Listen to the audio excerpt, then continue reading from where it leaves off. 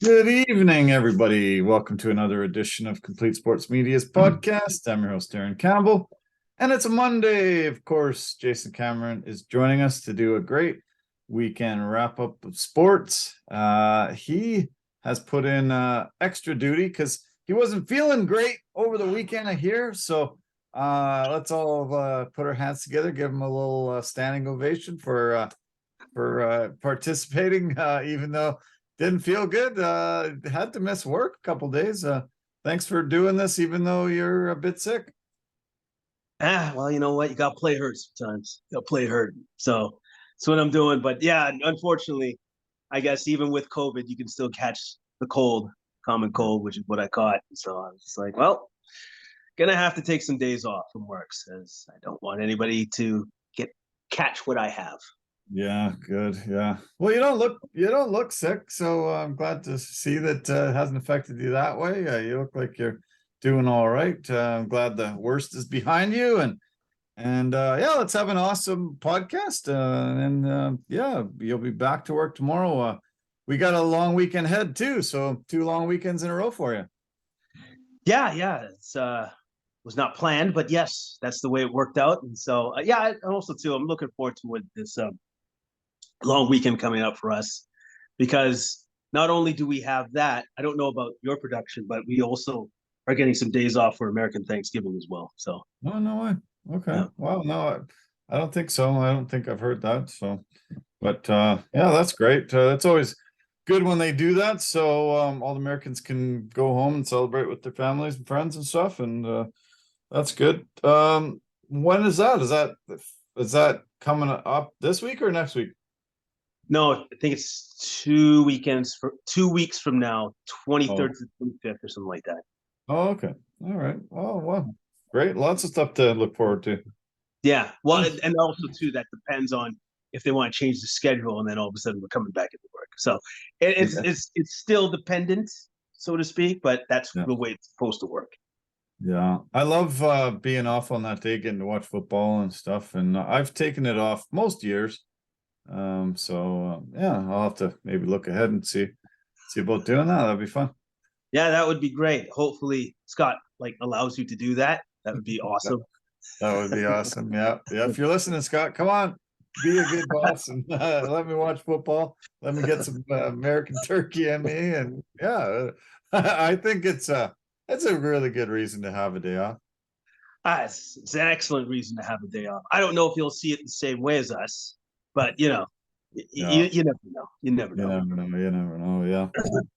Well, I had a really great weekend. We did a surprise birthday for my dad, and shocked him. He didn't have any idea that everybody were going to get together. I think there was 12 of us for a big surprise dinner for him.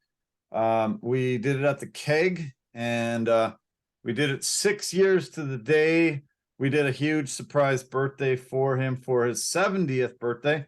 And my sister had flown in from Australia with my niece and nephew and surprised him. He was super shocked, beyond belief. Most shocked I've ever seen him in his entire life. This one wasn't as shocking, but it was still really great. We went to the same restaurant and got together with so much friends and family, and we had just an awesome weekend all around. I'm really glad we made it happen and surprised him. That's awesome. That's fantastic to hear. I'm glad he had obviously a great time, and then also too, he should be surprised. His daughter doesn't live in this country, so Yeah, pretty yeah, cool. Pretty cool that you yeah. managed to organize all that. It was awesome, so great, and yeah, we watched a lot of sports when we were together.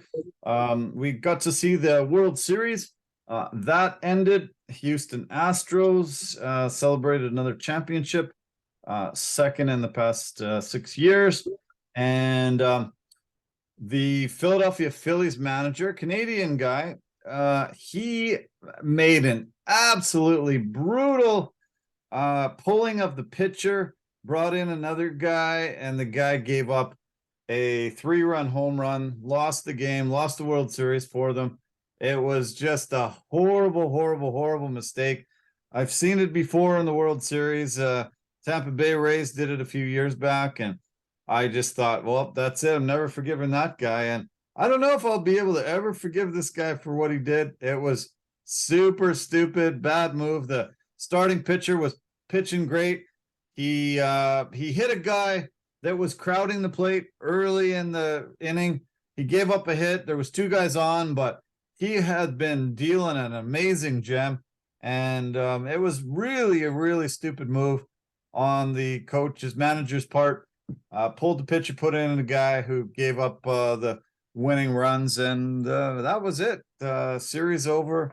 No more chances for the Phillies this year, and I'm still pissed off about it. I'll tell you one guy that wasn't pissed off about that. There's one guy in particular, happiest dude ever. Apparently, there was a guy that won the biggest sports payout ever. Wow. With $75 million. Really? And he bet that for the Astros to win the World Series, and he won. Holy and he looks crap. like he's actually 75 himself. I don't know how much longer he's going to get to enjoy that money, but 75 million. That's incredible. Wow. Oh, good on him. You got a picture of him there, do you? Is that what you're looking at? Well, I wanted to, okay, so first off, I want to say this. Apparently, you can't believe everything you see on Instagram. I saw it on my Instagram, and I was like, can't be real.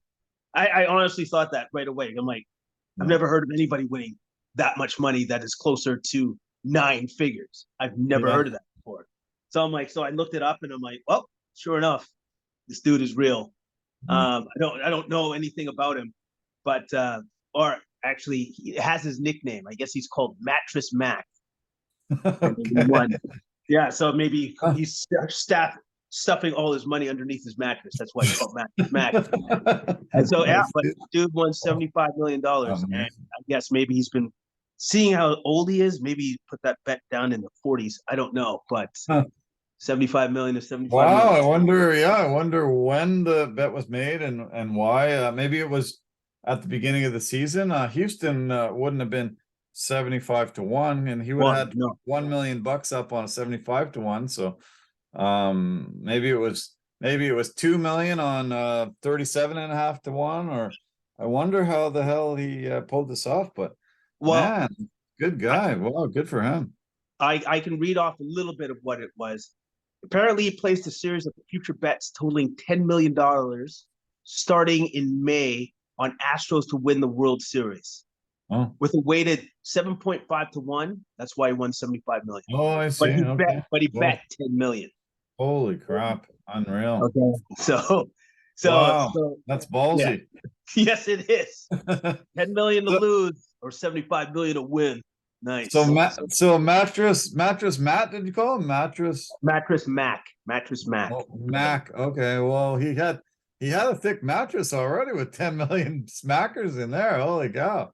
Yeah, well, he's from Houston, and he's got a gallery furniture chain. So apparently, the man is quite well off. Wow. Now he's a lot better off. All right. Well, yeah, I don't feel as bad. I was pretty pissed off. I'm a Phillies fan, always been my National League team, and so really excited. First time they had made it this far in many years, and really thought they had a chance, especially after extending the series pretty good. And yeah, it looked great. And then all of a sudden this horrible mistake, and we're lost. Houston has been through a lot, cheating scandal. A lot of people discredited their last World Series win. There was 5 guys still on that team that won in 2017. They went through a horrible flood there a couple years back, and good on them. Good on the city.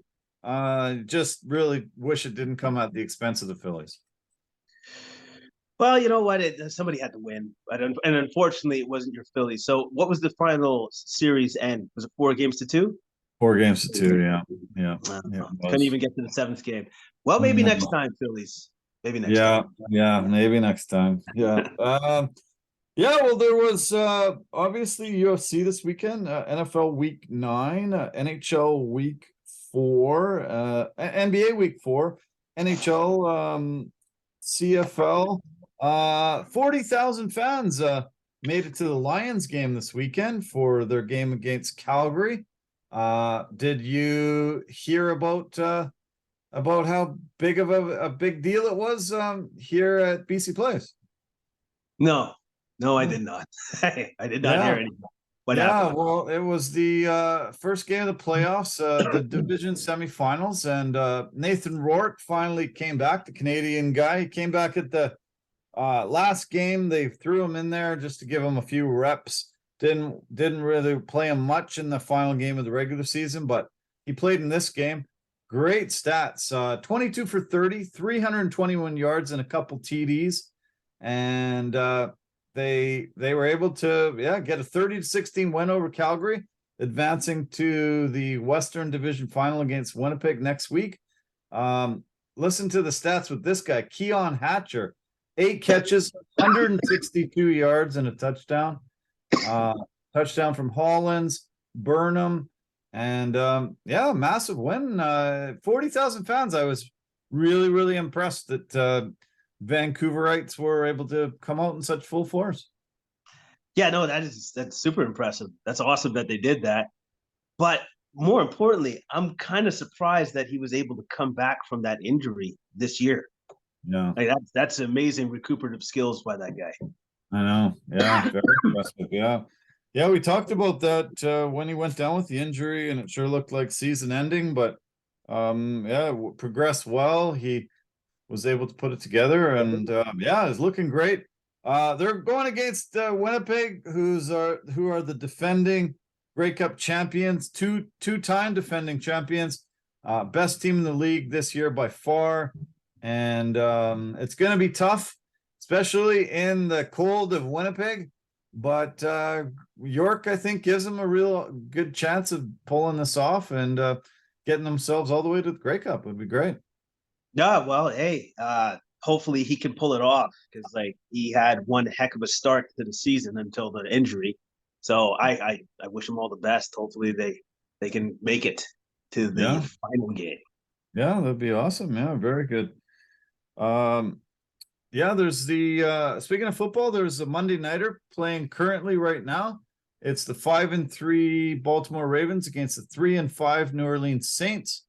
And the game is not looking good for the Saints. It's 27-12 currently with just over 4 minutes left. And it looks like Baltimore's gonna get to 6-3 and 3-6 the Saints. I've been watching mostly the Manning cast. Kirk Cousins was just recently on, and Sean Payton is their guest right now, former Saints coach and a current Fox analyst. And it's been a fun game to watch.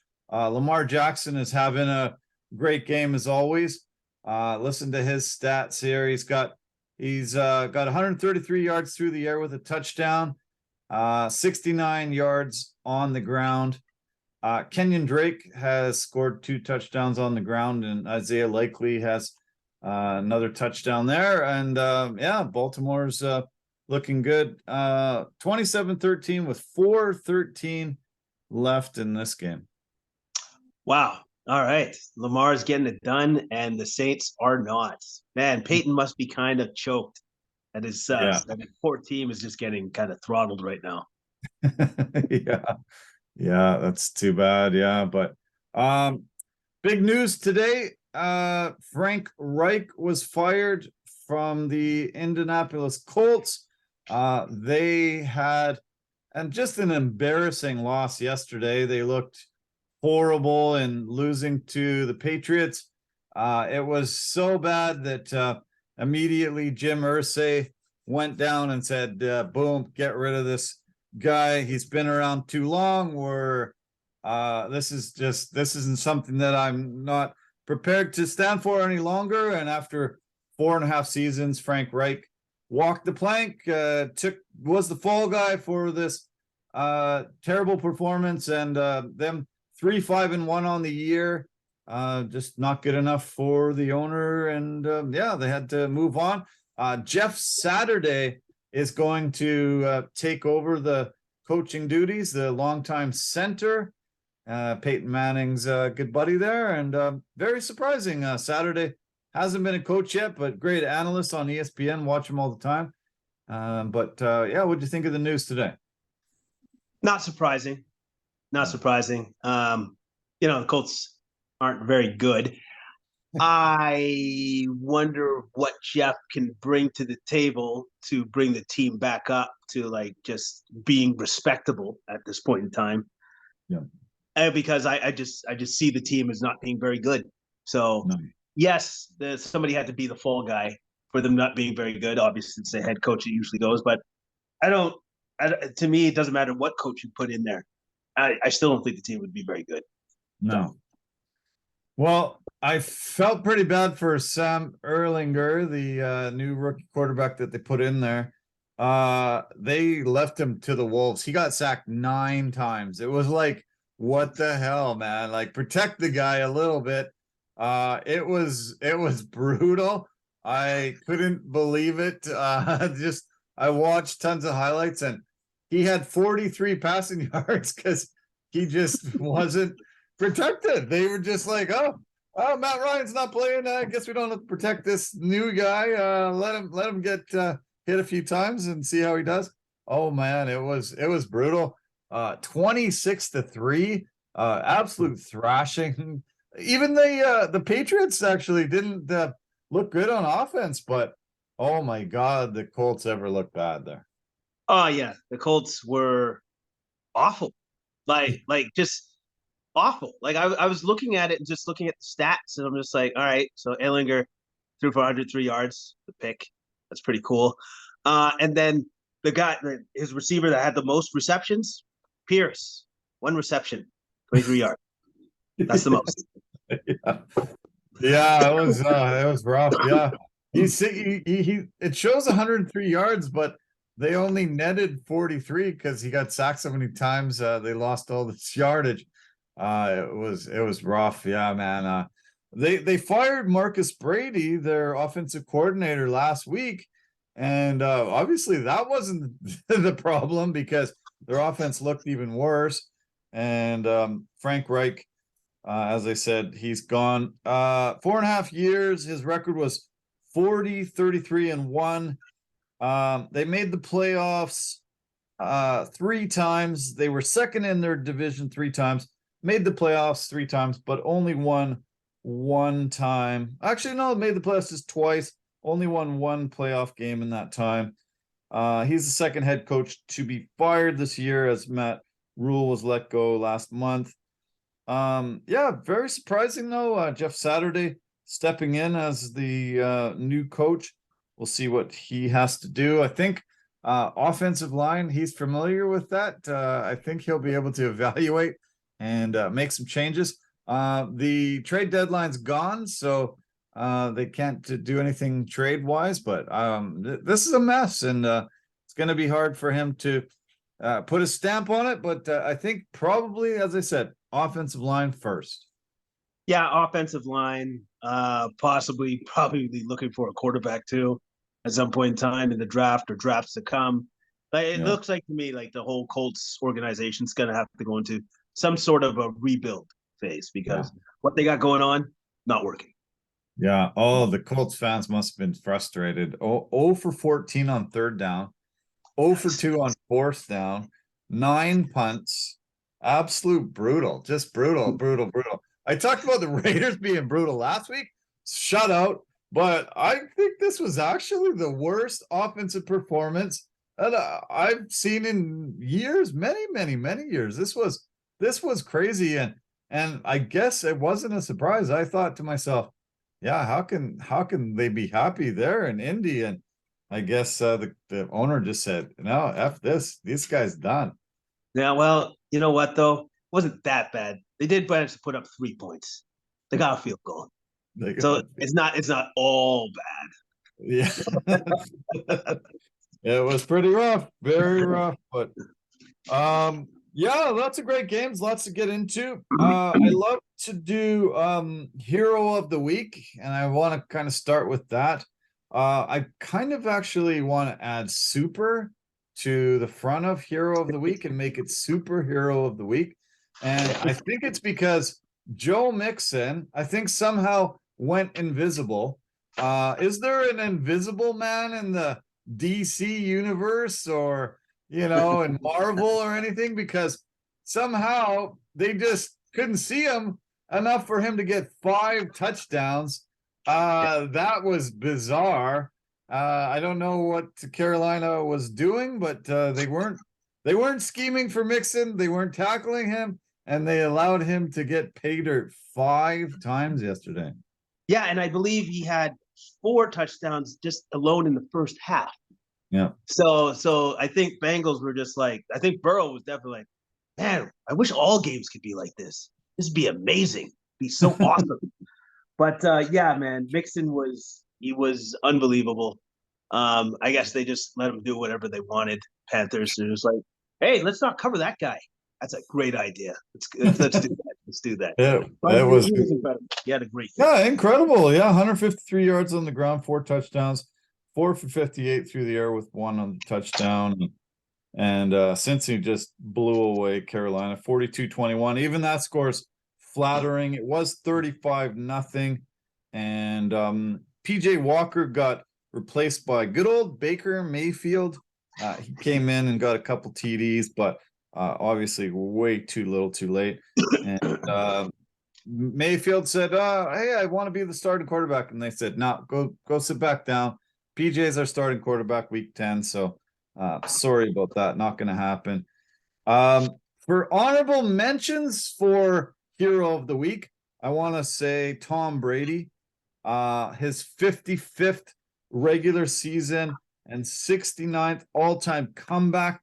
And he hit the 100,000 pass yards in his career, combining playoffs and regular season. He's like 15,000 ahead of Drew Brees, who's retired and gone. And you and I just always talk about Brady just pushing these records farther and farther and farther into the universe, so nobody can ever touch him. He said, see you later, Giselle. Don't care. Need to get 100,000. Need to get more records. See you later. And this is another one that seems pretty untouchable. Well, that's why his marriage is gone. He came back to make sure these things are unreachable. Because he saw what Wayne Gretzky did and said, I want to do the same thing. Football. It may cost me a bunch. Marriage, children. Doesn't matter. I need those records. Yeah, it seems like it. I don't think anybody can dispute it. He keeps wanting to do it. So I guess that's the kind of guy he is. He will have all the records. Like you said, Wayne Gretzky owns the NHL record book. Tom Brady's going to own the NFL record book very easily. And it's not even going to be close. We're going to be hearing about him forever and ever and ever and ever and ever. Anytime they talk about anybody doing anything, oh yeah, but he's not Tom Brady yet. Yeah, exactly. He's not Tom Brady. He's not willing to just throw away everything for football, because that's how important it is. That's it. It's football. Yeah, it was like, hey, I had a wife. Apparently, she was one of the best looking wives on the planet. Football comes first. Always. Yeah. That's good. That's good. There's a guy who actually doesn't put football first, and I'm calling him my zero of the week, Aaron Rodgers. And I'm really thinking that he's hit a really one of maybe the new low, absolutely horrible 5-game losing streak. He took $50 million this year, and he sure hasn't been a $50 million man. It has got really bad there. 3 picks to Detroit, worst defensive team in the game. They had 2 picks the entire season before this game. 2 picks the entire season, the whole team, and Aaron Rodgers throws 3 picks. He looked bad. He looks worse week after week after week. And he doesn't put football first. You can tell. I don't think so, but I'm kind of more curious about who he's gonna call out because Yeah. he's not one of those guys that like tries to keep it in house. He's just like, no, I'm just gonna go on a podcast or on TV or anything that will hear me out, and I'm just gonna call out my teammates again. Yeah. Because I don't know if you saw that, but did you see how he went crazy once he found out Lazard actually didn't catch that ball? And it Yeah. looked like he did have it. And come on, man. Well, first off, I don't even fault Lazard for that. The Mm, ground caused the fumble. Happens. All right? yeah. It happens. But just his reaction, I'm just like, oh, too bad. I'd hate to be Lazard right now because I know after that game, he got yelled at. Yeah. Oh, yeah. Yeah, no, he to me he's the worst football teammate I've ever seen. I've seen I've seen a lot of bad teammates. We saw Antonio Brown have his meltdown, and he looked pretty bad there. But Aaron Rodgers is setting a new bar there. He's setting a record book for the worst teammate ever, and I don't think anybody's going to be really happy when he hangs it up. This could be his last season. He's got $60 million sitting on the table next season, but this seems like the beginning of the end, really. First off, are you serious? Are you seriously trying to tell me that Aaron Rodgers, after working that hard to get that contract, is going to leave all that money on the table? He's coming back for another year, Is buddy. he? Period. Oh, Yeah. yeah. That doesn't even matter. It's like, if the team improves, it's great. It doesn't really matter. I need my money. I'm coming back. Okay. Okay. Yeah, it could be. You're probably right. But yeah, it's so bad there. It's just amazing. I am shocked at how the mighty have fallen. Two-time MVP and goes into this year. You think, holy cow, new contract. He's gonna have renewed faith and man, it just looks like a complete dumpster fire there. And I think it's gonna get worse. The Packers schedule coming up, they just have killers on and on and on. They have tough teams. I think it's gonna get worse and worse and worse there. So yet to be seen, but here we go. I want to mention Justin Fields. He Yes. set the record for rushing yards with a quarterback yesterday. 178 yards on the ground and on only 15 carries. This guy is actually awesome. He's improving all the time. I love his throwing game. He's got amazing wheels. I think he can be as good as Lamar Jackson, maybe Josh Allen, that type of guy. I see this guy if they give him a better scheme where he can have passing and running. I think the sky's the limit for him. And yesterday was an amazing performance. Yeah, he was my dark horse for superhero of the week. Obviously, it was Mixon that had 5 touchdowns. It's ridiculous. But Fields had almost 200 yards on the ground. Like that's ridiculous. Amazing. He was just Amazing. running like a crazy person back there. And on top of that, like his passing was great. 3 touchdowns and Yeah. almost beat the Dolphins. Yeah. Yeah. Yeah. No, he was the reason why they were even in it. And, to get 3 touchdown passes and have almost 200 yards himself on the ground and get a touchdown himself. I love watching this guy play and he's becoming one of those elite quarterbacks that you really could build a team around. They didn't trust him for a while here. They didn't trust him to throw, but finally they're giving him that opportunity, and with his legs, he's going to be one of those forces that's really unstoppable. Well, I always thought it was kind of odd why they didn't actually just say go for it. Like Yeah. you drafted him for this reason, so give him the ball and see what he can do. Like that's the only way that you can gauge a quarterback is if you give him the ball and let him see what he can do. Otherwise, you're always just going to have question marks because you're limiting him. Yeah. Stop doing. Yeah, no kidding. Yeah, it didn't make sense, but I think once the reins are off him fully, we're gonna see the Bears be able to build on this, and future's looking bright. They did get rid of a few of their top defensive players at the trade deadline. We'll see, with the draft picks they bring in, who they're gonna bring in to help Fields out. But I love watching this guy play, as I said a few times. So, okay, let's talk a little bit about the Sunday nighter. Were you able to get a good chance to see that one? The Sunday nighter, that was KC, that KC, Tennessee. KC Tennessee. Yes, I saw a little bit of that game. I was surprised by how close the game was. Mm. This is a nail biter. Chiefs had to scratch and claw their way to get this win because, especially with who's the Titans quarterback again? What, Malik Willis? Willis.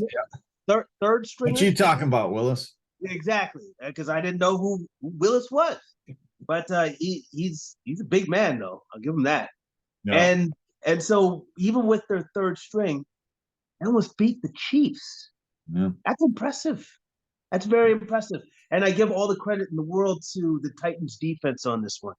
They're the ones that kept them in the game. Yeah. Titans defense played amazing. There was seven drives in a row the Chiefs didn't score a point, didn't get a point, and that was tied for the longest Mahomes has ever went without getting any points on drives. And Mahomes had to single-handedly win this game at the end. Was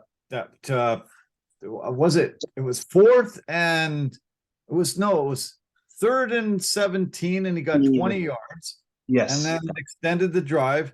Then he ran 14 yards for the touchdown, and then he put in the 2-point convert to himself. pull to pull out the win. Mahomes just had an amazing game. He's a guy that we should put in the conversation for hero of the week. 68 passing attempts, 446 yards passing. Jesus, this guy is just phenomenal. Also another 63 yards on the ground with a touchdown scored. The guy, once he decides this is it, I'm gonna win this game. It's pretty impossible to stop him. Yeah, and especially with his rushing yards coming in actual crunch time. That's where the bulk of his yards came in, was crunch time. And I believe his comeback record is best ever. His comeback record from coming back from being down is the best ever out of any quarterback now as we speak. Yeah. So no, he's impressive. The Titans have a completely different attack with Derrick Henry. The Titans receivers have the fewest amount of catches, fewest amount of yards, fewest amount of touchdowns. This receiving core really doesn't get many opportunities. 5 completions yesterday. Back on Derrick Henry's back. He only touched the ball 17 times. I'm not sure why. Because 115 yards and couple touchdowns. He should have been handling the ball another 20, 25, 30 times like normal. Yeah, and that's the other thing that didn't make any sense. It's like, okay, so you got this third stringer where I swear I said this last weekend, where all he's got to do is just hand it off. That's what he should have kept doing all the time.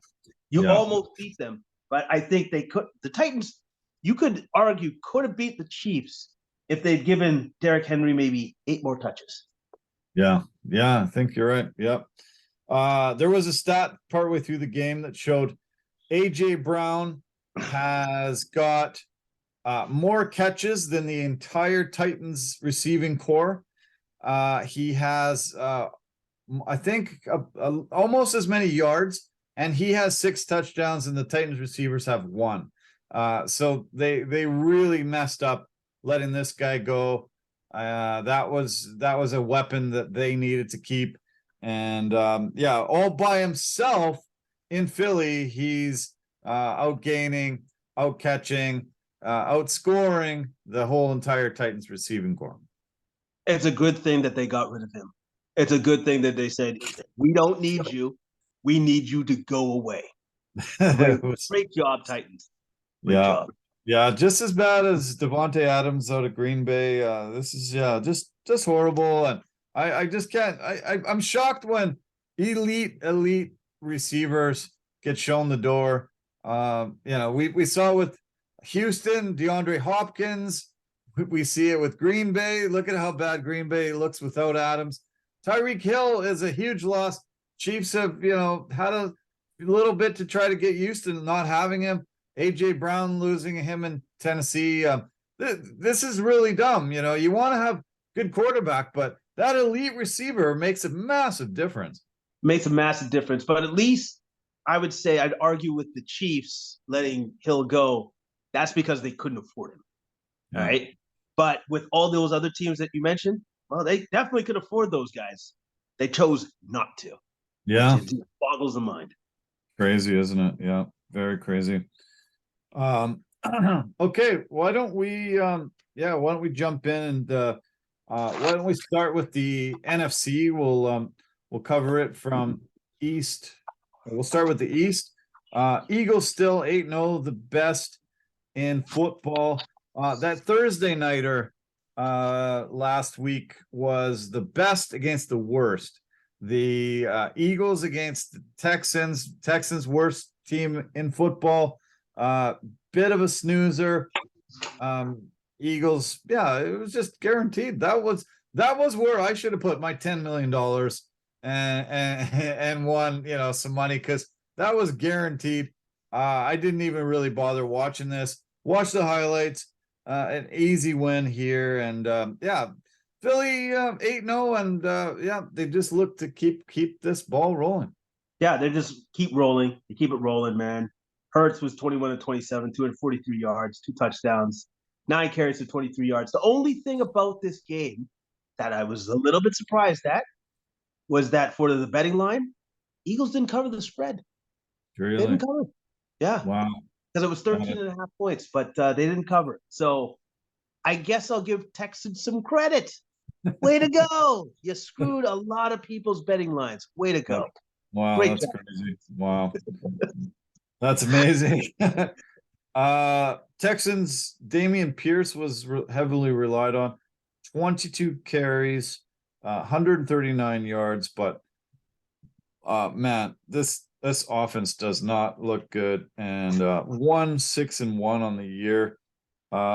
The Houston goes to New York to play the G-Men early. Philly hosts the 4-5 Commanders 1 week from tonight, on the Monday night or so. Okay, second place in the division has Dallas sitting at 6-2, and the Giants 6-2. Dallas had a bye. They go to Green Bay to make the Packers' misery even worse. And the Giants also had a bye. And as I said, they play the Texans. So, look for both of those teams to advance to 7-2 and keep it going. The Washington sits at 4-5. They lost to the Vikes. More on them a little bit later. We'll talk about them when we get to the Vikes. NFC West, Seahawks still in first place in the division. Really putting the doubters and the haters to shame. 10-point win over the Cardinals, who fell to 3-6, 6-3 Seahawks, and looking great. 31-21, great win. Gino looked great again. Very accurate, 26-34, 275 yards, 38 yards on the ground. And Kenneth Walker, the third, was great again, 109 yards on the ground, a couple touchdowns. And Noah Fant, really good pickup by them. Got about 100 yards on 5 catches, and Lockett and Metcalf both TD catches. Seattle's for real. They're doing great. Surprising most still, and even putting Geno Smith in that kind of MVP consideration. Yeah, which is just amazing, because a lot of people, myself included, thought Seattle would have one of their worst seasons ever. Ever. That's what I kind of expected. Now what they're doing instead is completely unexpected. Amazing. And I'm very impressed with the fact that they've managed to rally. They've managed to rally around their new quarterback, who hasn't let them down and is leading them 6-3 in the tops of their division. It's amazing. Yeah. Their defense was a little suspect earlier this year. They've been able to shore that up and look great. Jordan Brooks had 11 tackles, and Nwosa had 2 of the 4 sacks on Kyler Murray. Kyler Murray just had an average day, 175 yards through the air, a couple touchdowns, 60 yards on the ground. Ertz and D-Hop had the TD catches. Rondale Moore looked pretty good, but James Conner, great on the ground, but he just didn't get the ball enough. And Seattle, Seattle put them down in the division and really looking strong. Seattle gets to go to Germany to play Tampa Bay. It'll be early Sunday morning, 6:30 a.m. Pacific, 9:30 in the East. Looking forward to seeing a game in Germany against the Bucks. Bucks are struggling. I can see Seattle winning this one. I can definitely see Seattle winning this one. I can definitely. Actually, I think that this is their first time going to Germany to play, right? Yeah, I think this is the first time NFL, yeah. So that's a big deal. Maybe that's another reason why Brady came back. He's like, oh, I've never been to Germany. I want to go. I'm going to come back and play. Could be, yeah. I think he's got enough money where he could have went on his own, but no. Might as well get somebody to pay for it. He's frugal. He's a smart man with his money. I'd rather just get paid and play and then go to Germany. Right. Makes sense. That makes sense, yeah. Interdivisional game with the Rams. Cards going to the Rams. Late window on Sunday. Let's talk about the Rams. The defending Super Bowl champions sit 3-5 on the year after losing a heartbreaker to Tom Brady. Brady took the ball with 44 seconds left and was able to cap off a 60-yard drive with a touchdown to Cade Otton. First touchdown to a tight end in the Bucks this year after Gronk left. And as I said, great comeback win, 100,000 passing yards. And this was a definite battle between the two defenses, but Brady threw it 58 times. 58 times. The old timer still has an arm on him. Why are they giving him the ball 58 times to throw it? To me, that doesn't make sense. Their running game sucks beyond belief. I think it's the worst running game.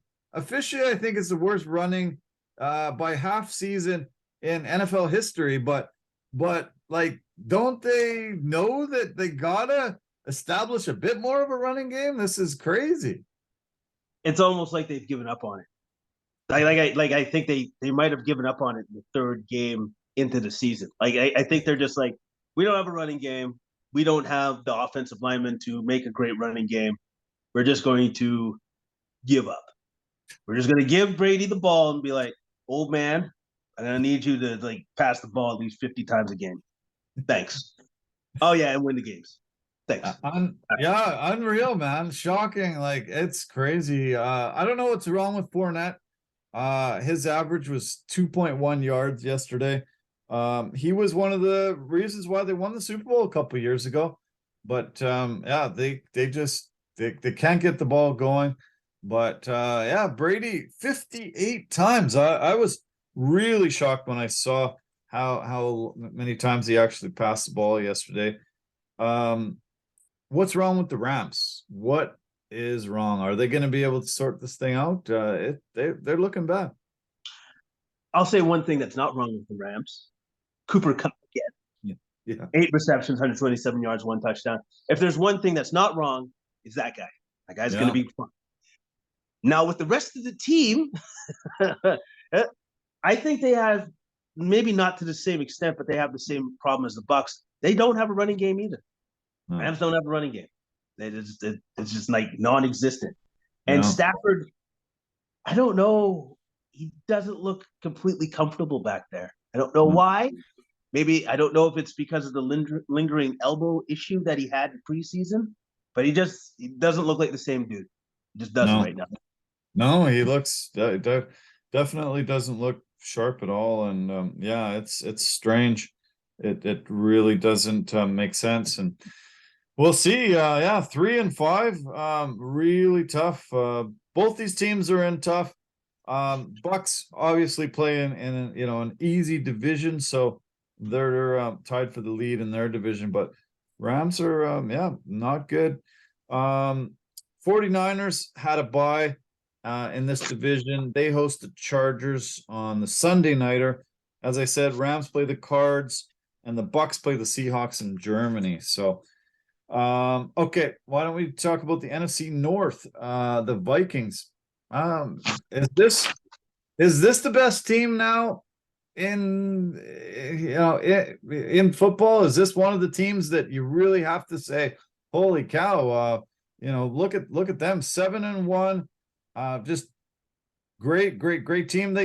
They squeaked out a win against Washington, but man, they're just rolling along. You know, nobody's really talking about the Vikings, but I think they're one of the best teams in the game. Well, they're finding a way to win. All right, like we'll give them credit where credit's due. They're finding a way to win. Yeah, they're 7-1.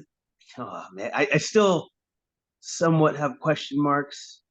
You know, Doesn't I don't know why they're right, 7-1. Maybe I shouldn't have these question marks, but I still do about the Vikings. But hey, if they just keep on winning, they keep yeah, on winning, and they managed to get T.J. Hawkinson at the trade deadline, that and was he's paid them amazing. dividends. Yeah, 9 receptions, 70 yards. You know, and he's going to continue to pay them dividends as the season goes forward. And Cousins Yep. was solid, 22 40, 265 yards, 2 touchdowns. Yeah. No. Yeah, Oh, and then Justin Jefferson, again, doing what he does, 7 receptions, 115 yards, 1 touchdown. Yeah. yeah, yeah. Jefferson's super solid and amazing, and yeah, that was a big pickup by them getting Hawkinson, and yeah, he'll be Mr. Reliable.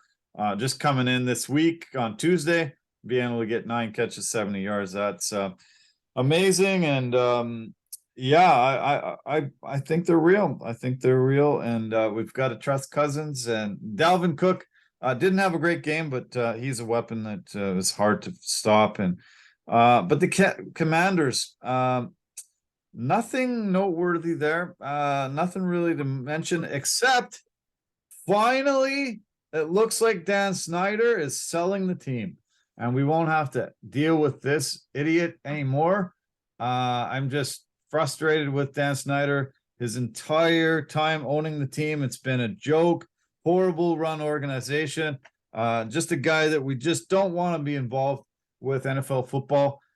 He's going to sell this team between 6 and 7 billion. So he's you know, he's able to laugh all the way to the bank, but it'll be nice to see him out of the game.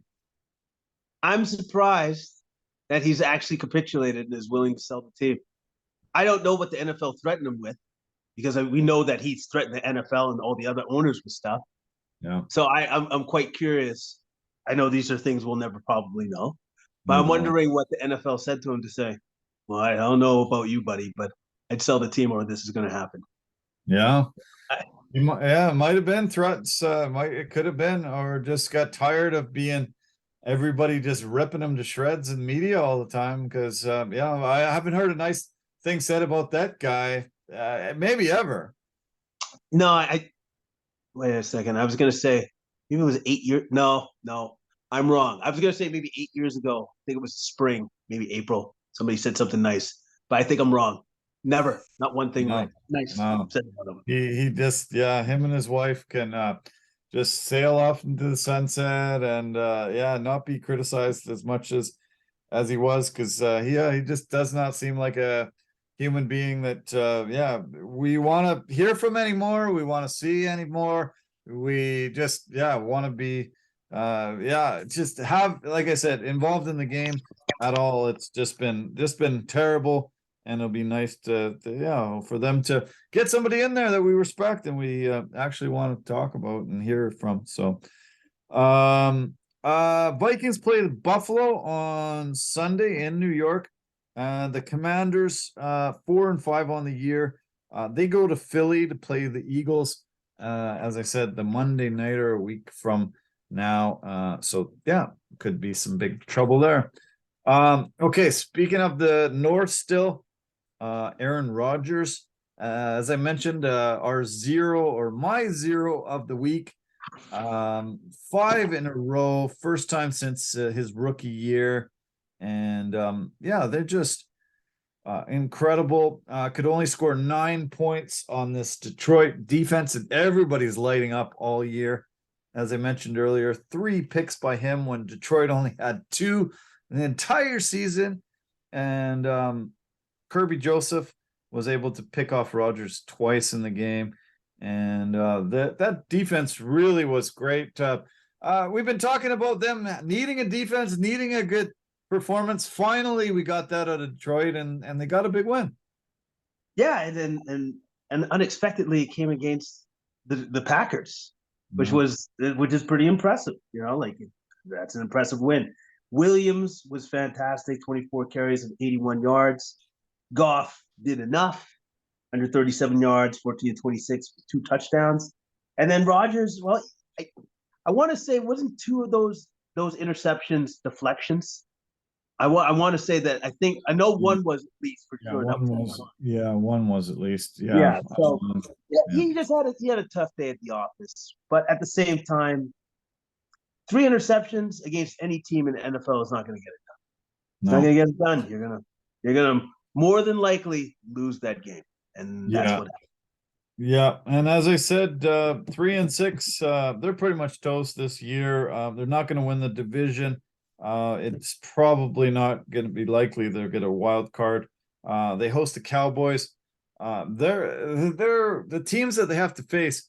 It's crazy. I got to pull it up real quick and just show you, let you know about the teams. It's just amazing what their schedule is coming up. I was shocked to see all the all the killers that they have to play in the next little while. So Cowboys this coming Sunday. They play the Titans next Thursday. Then they play the Eagles.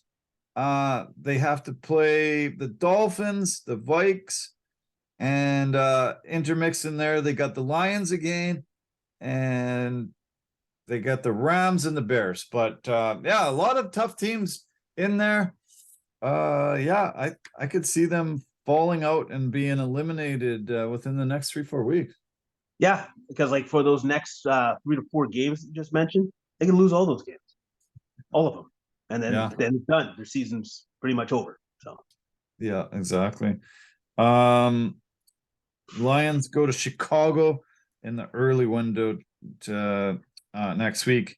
And speaking of Chicago, Justin Fields looking great. I did mention him earlier with that 178 yards on the ground. Just this is such an athletic guy. Just incredible.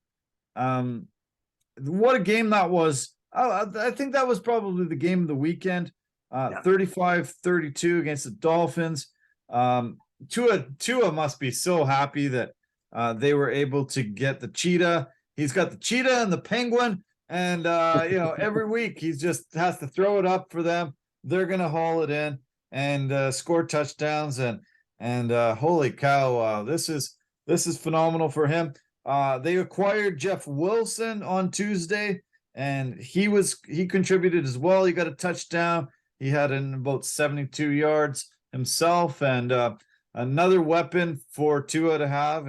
And yeah, Dolphins. I'm impressed. This is a good team. This is a good team, and I gotta say, I love Waddle's touchdown dance, like where he does the penguin waddle. I love that. I love that. I'm a big fan of that. Just want to mention that. But yeah, Tua's been doing great since he's come back from the head injury and stuff, from the concussion. So hopefully the Dolphins can keep it rolling. And they're fantastic right now. Yeah, they sure are. Yeah, definitely. Yeah, Bears are 3 and 6, Lions are 2 and 6, Packers 3 and 6, and that's the North. Turn to the South. We've got 2 teams that lead the South at 4 and 5, the Bucks and the Falcons, and the Saints are 3 and 6, falling behind. Panthers 2-7. We mentioned the Bucks. But let's talk about the Falcons. They had another how did it turn out for the Falcons? Let me see here. Why don't I have that right up in front of me here? Oh yeah, okay, here it is. Tell me about your Falcons. That's your team. Well, they lost again. Yeah, yep. What a surprise. But they were in tough. They were in tough against the Chargers. Yeah, man. They 20-17 for the Chargers. Mariota, Marcus Mariota, 12 of 23 for 129 yards. Yeah, no. Yeah. That's not going to get it done. No. That's unfortunate. That's not going to get it done. But I will say their running attack was very good, though. Algier, I think it's called Algier. 10 carries for 90, 94, 99 yards, and then 1 reception for 24 yards. And Cordell Patterson had 2 touchdowns, 13 carries, 44 yards. That's awesome. That's great. Yeah. It's unfortunate, though, that Mariota just didn't have enough through the air to get it done. But Herbert, he most certainly did. 36 of 43, 245 yards, 1 touchdown. And he did that without his 2 top receivers. He's missing Keenan Allen. Mike Williams is out. So his new best receiver, his new best buddy, Palmer, 8 receptions for 106 yards. Did well. Yeah, Eckler had a great game. And he is definitely missing Keenan Allen, Mike Williams. That's been tough on Herbert. Josh Palmer filled in admirably. But when you're missing your top 2 guys, it's tough. The air attack from the Falcons was rough, really bad, but like you say, great running attack, couple TDs for Patterson and Algier. He had like almost 10 yards per carry.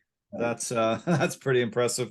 The kicker Cameron Dicker nailed a 37-yarder as time expired to get the big victory for the Chargers. Did you see that crazy double fumble play where Eckler fumbled, Falcons grabbed it, was running down the field, and then the Falcons fumbled it back. Chargers jumped on it, had that opportunity to march down and get that winning field goal. Yeah, no, that was absolutely nuts. And then again, one of the plays where the Falcons had it, they had a chance, and they blew it. Yeah, they just have a way of doing that. Yeah, they sure do. Yeah, it's tough. They should have a easier performance, or easier opponent. They get to go to Carolina on Thursday nighter, and the Chargers go to San Fran for the Sunday nighter. So that could be better. Okay, let's just talk about the Saints. Yeah, their performance tonight wasn't great. They fall down. Ravens 6-3 now, looking pretty strong in this division. And Saints go to Pittsburgh next week, and the Ravens host the Panthers. Panthers are a terrible 2-7. It was rough. Obviously, we talked about Mixon off the top being the hero of the week, but do you want to mention anything more about this incredible performance by Cincy and huge win for them, 42-21? Burrow was incredibly accurate, 22 of 28 for 206 yards, 1 touchdown, no picks. And one of his receivers, T. Higgins, 7 receptions, 60 yards. Not bad. But he spread it around. But obviously the focal point for this win was Mixon. Just give it to him. You'll be in good hands. Yeah, definitely. That was massive. Well, what a game. That's career game, 5 touchdowns, and we won't forget about that one for a long time. Panthers fall to 1-3 under Steve Wilkes as the head coach. Bit of controversy now with their quarterback controversy, but 2 Panthers coaches were fired today. Their cornerback coach, Evan Cooper, walked the plank, And their defensive line coach, Paul Pasqualani, was also fired. So they're cleaning house there. They're getting rid of lots of the guys. And this is a bad team that needs an overhaul there for sure. Yeah, they desperately need an overhaul. They're not very good. You know what? Now that I think about it, you should just fire all the coaches. Yeah. Fire them all. Like, I think they still retain their special teams coaches. Don't know why, but Yeah. you know what I mean? Like, it's just like, Yeah. oh, none of your coaches are doing very well. No. Just clean house and just start over. See what happens. Cool. Clean it. Yep, that's true. Yep. The Bengals have a bye and they play Pittsburgh on their return in a couple weeks. Okay, let's talk about the AFC. We've talked about most of the games in the AFC, but we'll just go through some of them to talk about who's the division leaders and stuff. Buffalo still in first, but they lost a real tough one to the New York Jets. Everybody expected the Bills were going to be able to beat them. Typically, they do. The Jets defense picked off Josh Allen twice and got a really amazing 20-17 win there. Yeah, it was amazing because it was like, wow, did that actually really just happen? That did really just happen. Allen had it. He had a tough game. He had a tough game with those, especially with those 2 interceptions that he threw. But he did run for 2 touchdowns on 9 carries for 86 yards. You know, like, if he's having it, like, that's the one great thing about Allen. If he's having a tough time through the air, he can still get it done with his legs. Like all the great quarterbacks nowadays can. Because you got Allen that can do that. We saw Mahomes do it, win the game. Got Lamar Jackson that does that all the time. Like, there's so many guys now that can. They have Jalen Hurts. Even Daniel Jones for the Giants. You have all these guys that have the ability to run as well as pass, and Allen has that, but unfortunately, just didn't have enough to get past the Jets. Yeah, Jets, Jets, crazy. Yeah, shockingly, they're blowing everybody away. They're 6-3, just behind the Bills. And it's amazing. Also 6-3, the Dolphins, as we talked about, they beat they were able to get their win. And wow, this is an impressive division. Patriots are also 5-4 after their 26-3 win over the Colts and sealing Frank Wright's fate. And this is a fun division. This is going to be a great division to follow the whole entire season. Yeah. It was kind of surprising that all of these teams are doing as well as they are. Well, not the Bills, but all the rest, and especially the Jets. Like, especially the Jets. So, I'm still amazed that the Jets managed to pull out this win, but a great win by the Jets. Definitely, yeah. Okay, the AFC West now. Chiefs are at top 6-2. Chargers 5-3 second, Broncos 3-5, and the Raiders probably one of the biggest disappointments of the season. Raiders 2-6, not doing good at all. Broncos had a bye week, 3-5. Raiders lost to the Jags. They were up by 17. I think is this the third game they've been up by 17 points and lost, setting an NFL record. This is crazy. This is falling apart really badly. And after Devontae Adams went there, I think a lot of people really thought this team was going to, definitely compete for a playoff spot and if not go farther. And it's getting worse and worse there. And I'm not sure what's wrong, but this is a bad football team. Yeah. I thought the Raiders were going to win this game. They're up 17-0. But I'm like, all right. So maybe the other team's a little bit better. But this is the Jags we're talking about. It's the Jags. Yeah. They should be able to beat the Jags. I was wrong. I was very, very wrong. So Lawrence, 23-31, 235 yards, 1 touchdown, 6 carries, 53 yards. He actually led them back. Yeah. He brought them back into this game. And then his good old reliable running back, Etienne Jr., 28 carries, 109 yards, 2 touchdowns. Like, yeah, man, like the Jags did really well. But at least for the Raiders, they actually listened to me. I don't know if they heard me. They probably heard the podcast. But I remember I said, I don't know why they don't pass Devontae Adams the ball more. That would probably do a lot of good for them. That would help. They just kept passing the ball. Yeah, exactly. And he had a massive game. 10 receptions, 146 yards, 2 touchdowns. He had a big, big, big time game. Yeah. Unfortunately, just not enough. Yeah, bizarre, strange that they weren't able to get anything really out of anybody else. But Adams, after last week's performance, 1 catch, 3 yards, you thought, what the hell is going on here?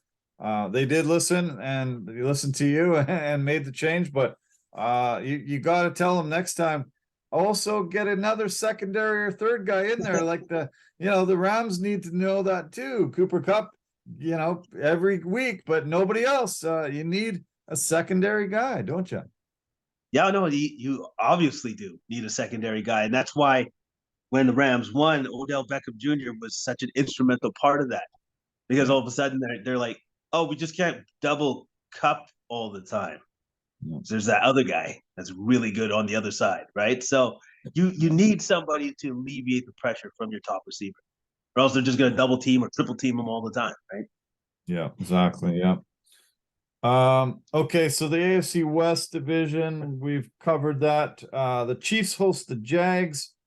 Chargers play the 49ers Sunday night. Broncos go to Tennessee, and the Raiders host the Cards. So, Raiders host the Colts. Sorry.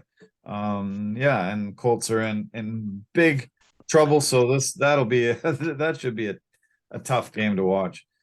Yeah, go ahead. No, that should be a game where the Raiders should be able to take advantage of the fact that the Colts are going through this transitionary phase, and they have a new head coach who will have a new philosophy. That should be their chance to win a game. Yeah. Now, if they can't beat the Colts, problems. Very big problems. Yeah. Okay, Ravens got the big in the AFC North. Ravens got the big win tonight. They're 6-3 now. They have a bye coming up next week. The Bengals 5-4 in second. They also have a bye, and they had a bye this week. Sorry, and next week they play Pittsburgh in the Sunday nighter. Browns had a bye week, and they're next in Miami. And Steelers holding up the rear, 2-6, had a bye this week, and they host the Saints this coming Sunday. So Ravens first 5-3, 6-3, Bengals 5-4, Browns 3-5, and Steelers 2-6. Most of these teams had byes. AFC South, Titans are still in first, 5-3, even though they lost to KC last night. They host Denver on Sunday. Colts, as we said, they play Vegas.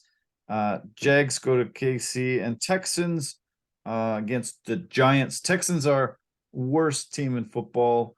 6-1 is the record, and that's all I have for the NFL week number 9.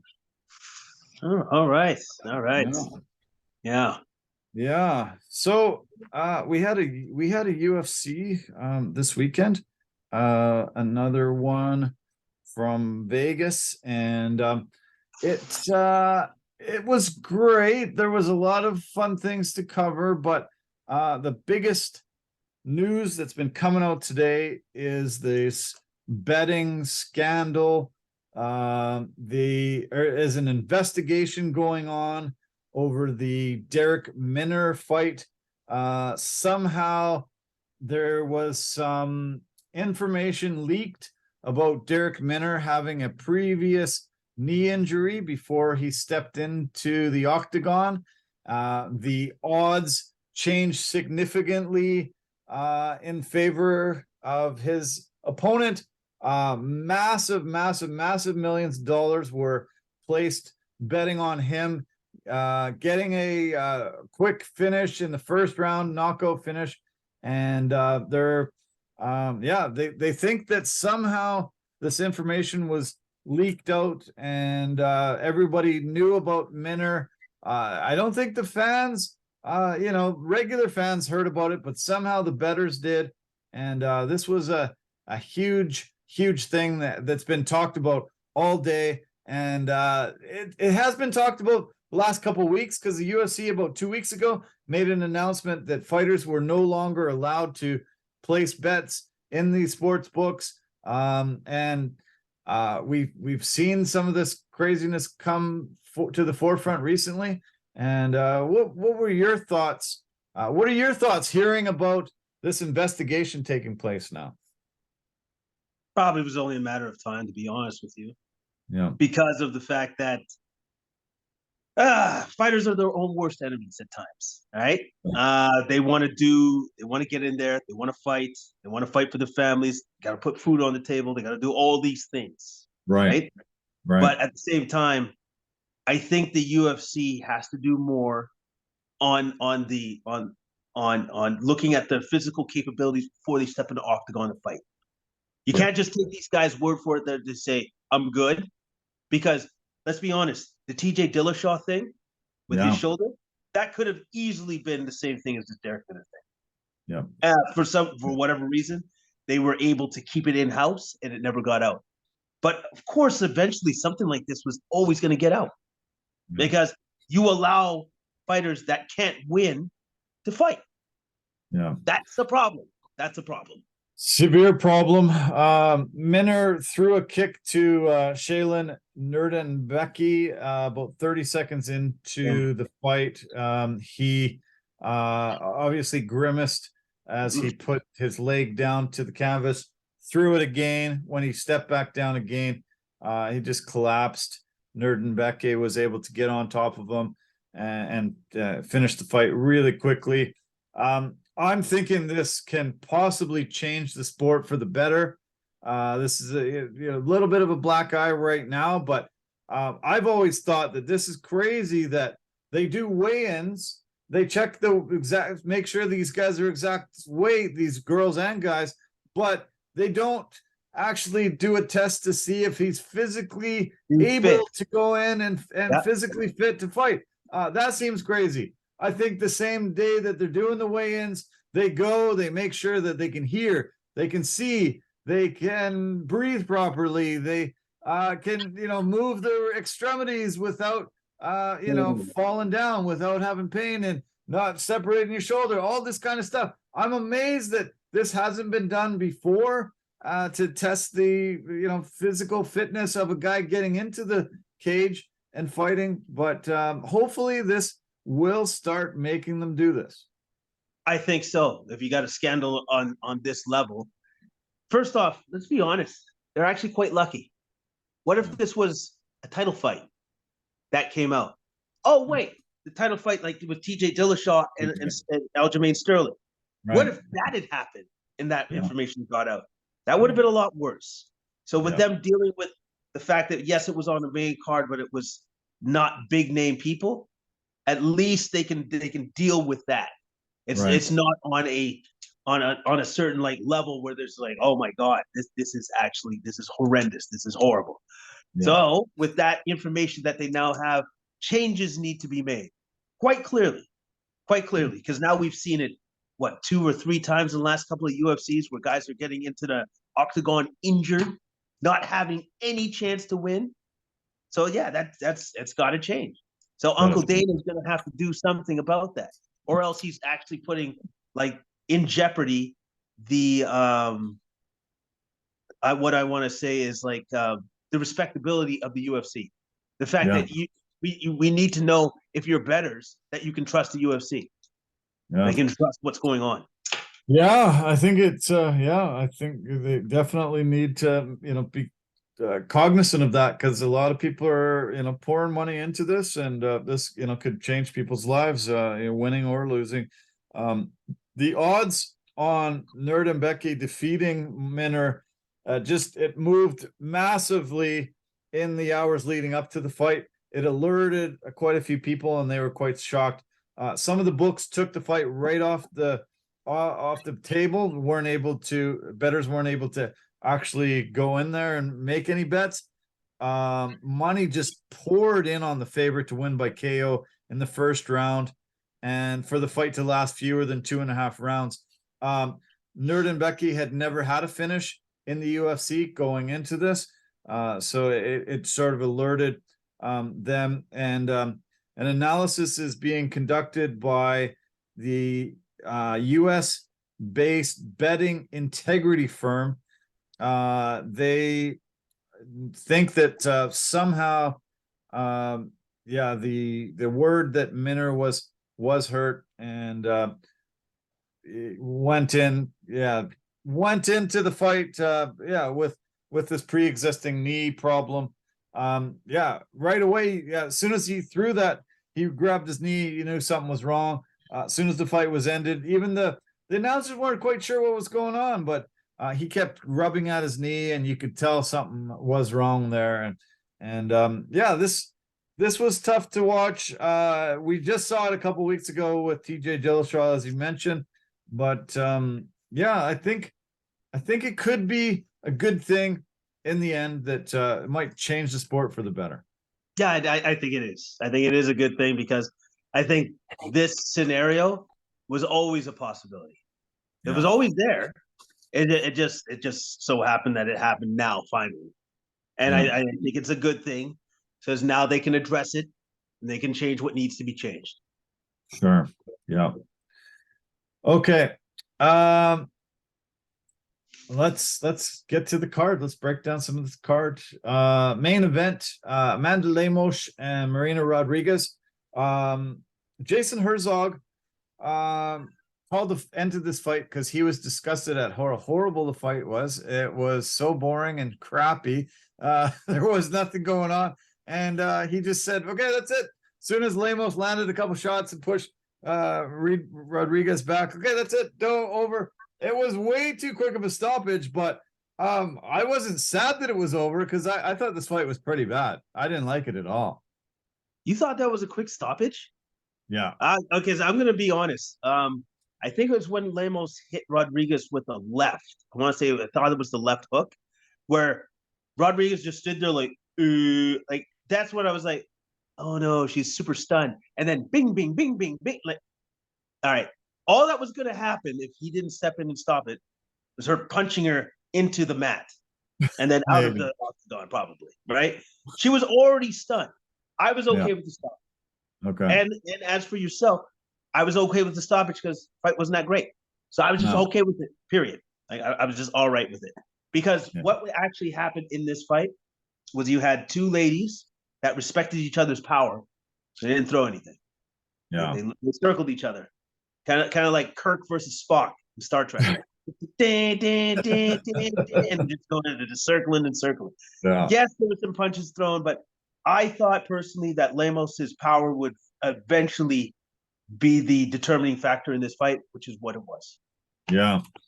Yeah, she is a powerful girl. I was surprised that she was so afraid of Rodriguez and kept kept at distance and kept feeling her out. That whole first round, you're like, okay, maybe they're both being cautious first round, but second round's more of the same.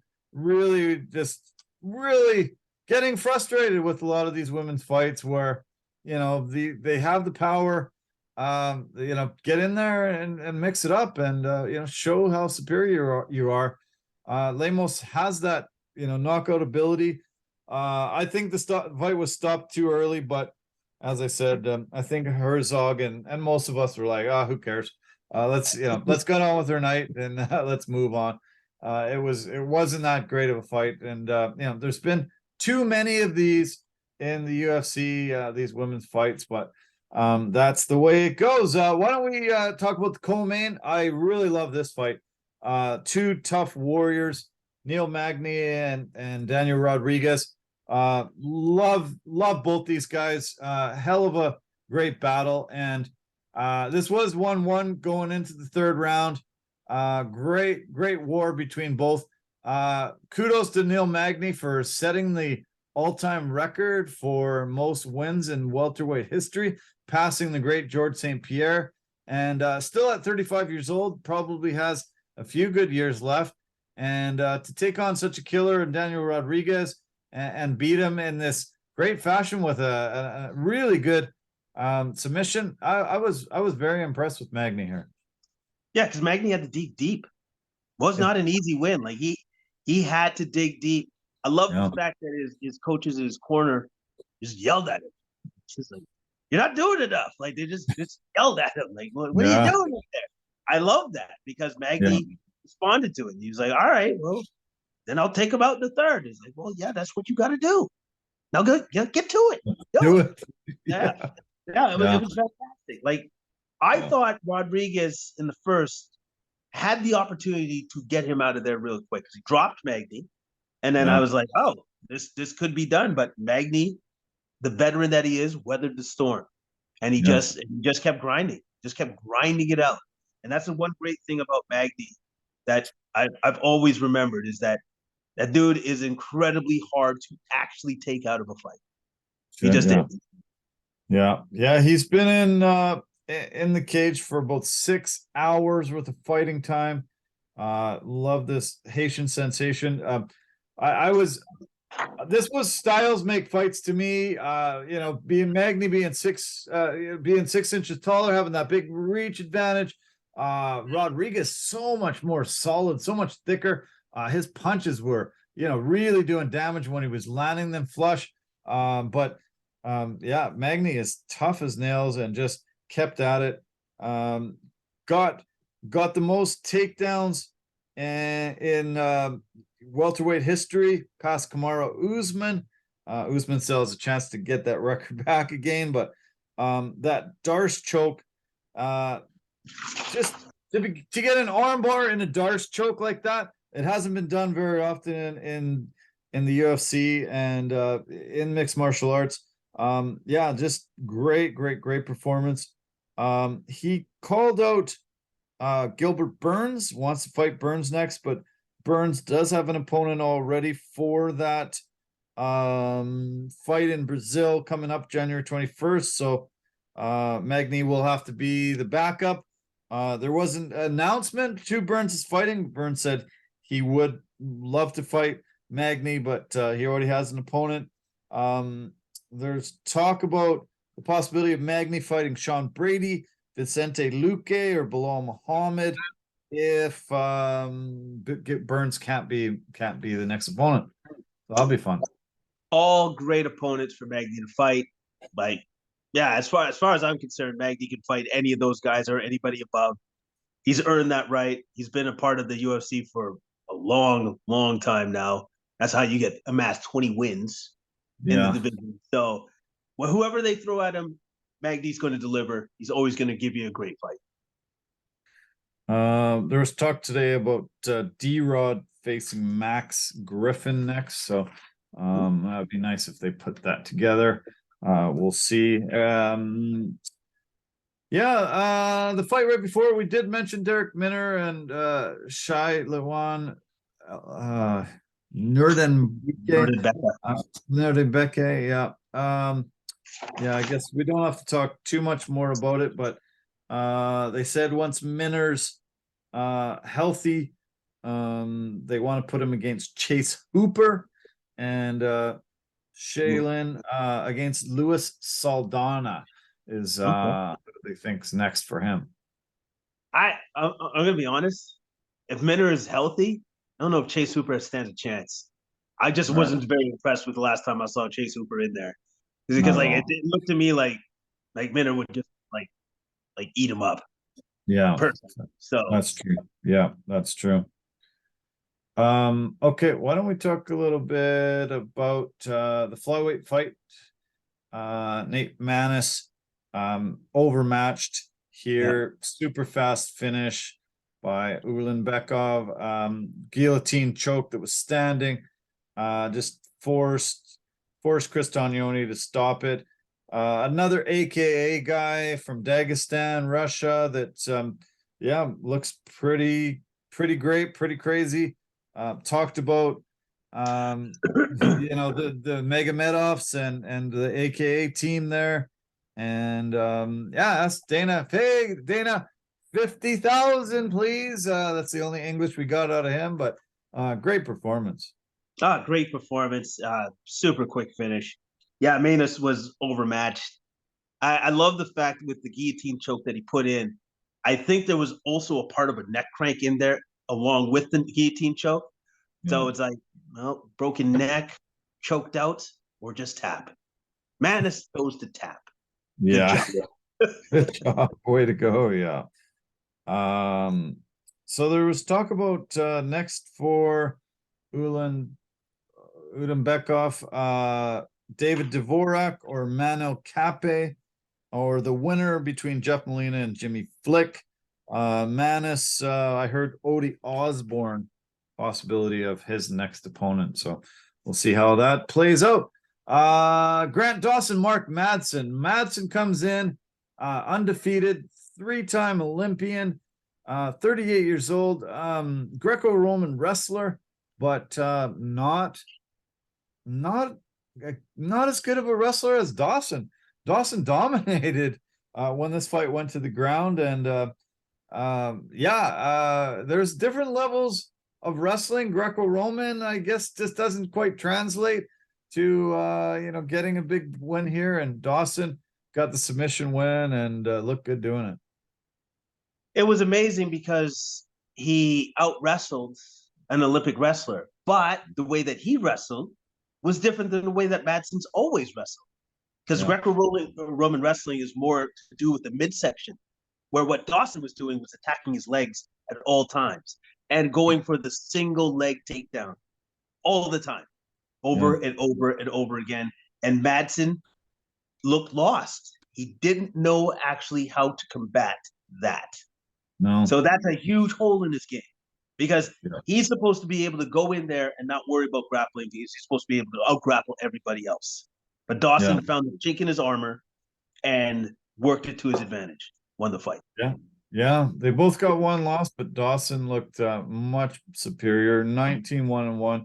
Madsen finally has a blemish on his record, but Dawson, once he got on the microphone, he called out Tony Ferguson.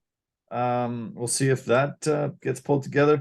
I heard a few other possible opponents for Dawson: Jalen Turner, Mateus Gamrot, Gregor Gillespie, possibly more likely than Ferguson. And I heard with Mark Madsen, maybe Joel Alvarez could be his next opponent. And good main card, a lot of good fights, a lot of good performances. Why don't we quickly hit the prelims? Miranda Maverick gets a big decision win over Shayna Young. This card actually had 5 fighters miss weight when they hit the scales on Friday. It would have set the all-time record for most fighters to miss weight, but Shayna Young decided to cut off 5 inches of her hair so she could make weight, and so only 4 ended up over the weight limit.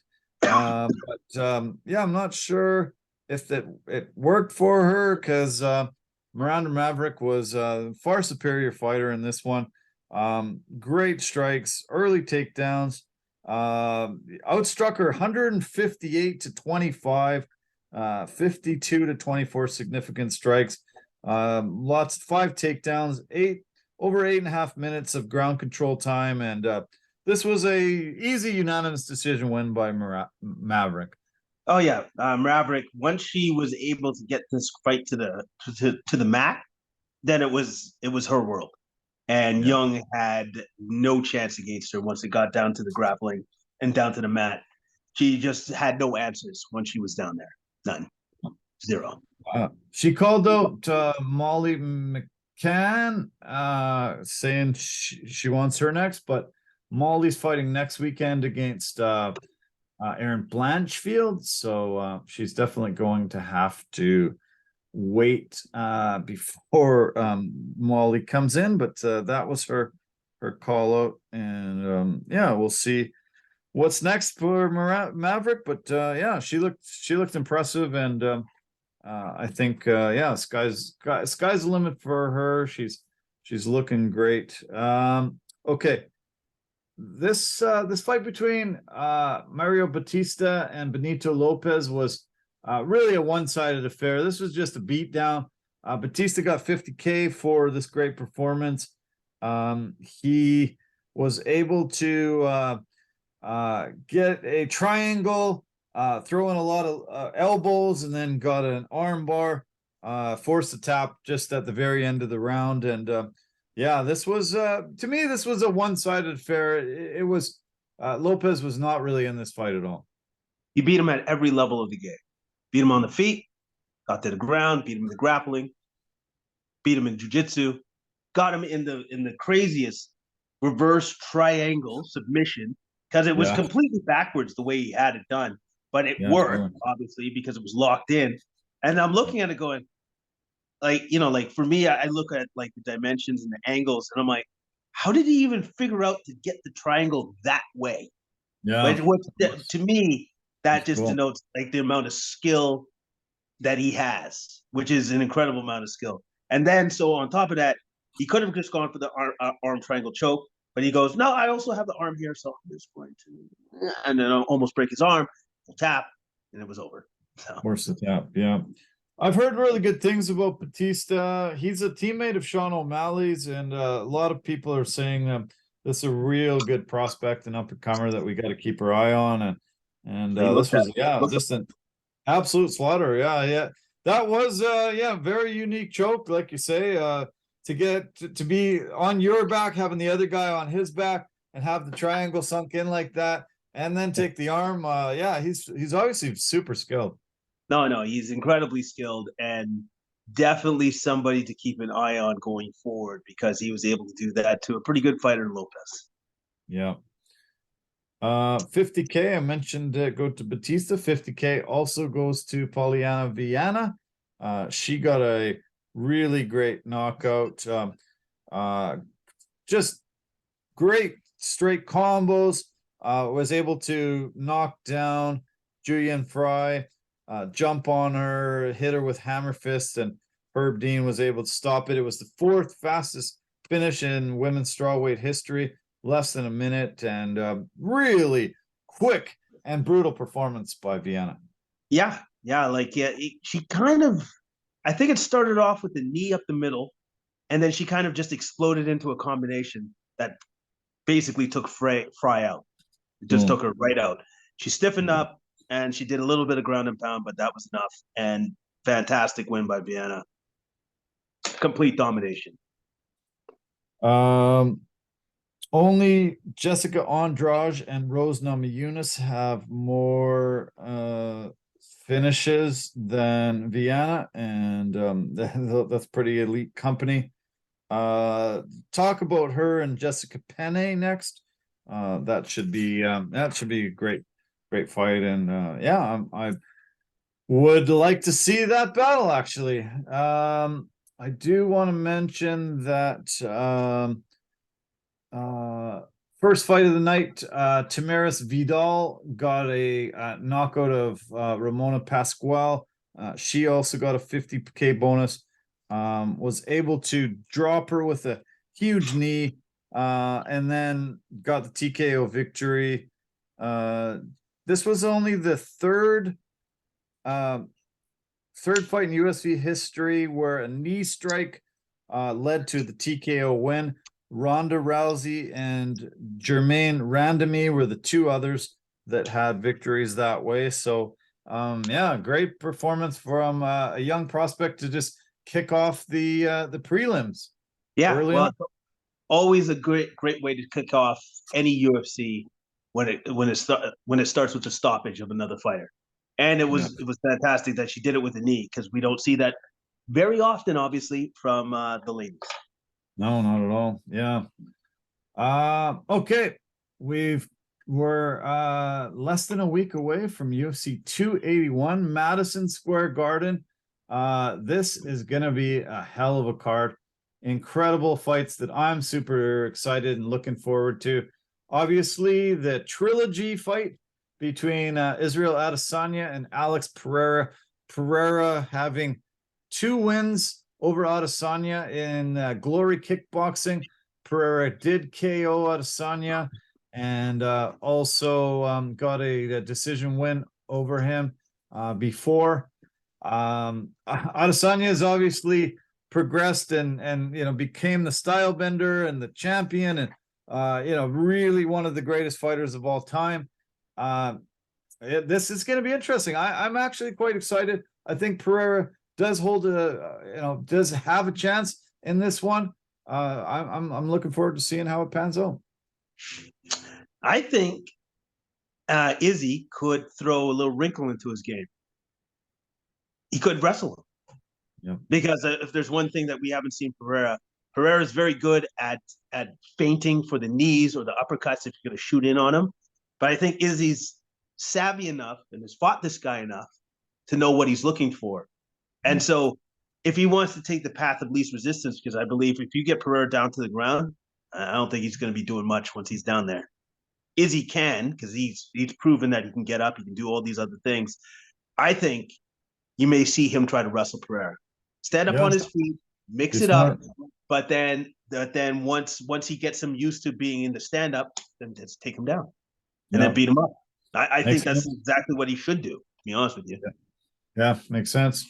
Yeah, I think he should do that too. And I think Pereira has yet to really prove in MMA that he's proficient enough on the ground, and Adesanya's been in there with everyone. So, the only blemish being Jan Blachowicz, but Pereira is not the same size as Blachowicz, that's for sure.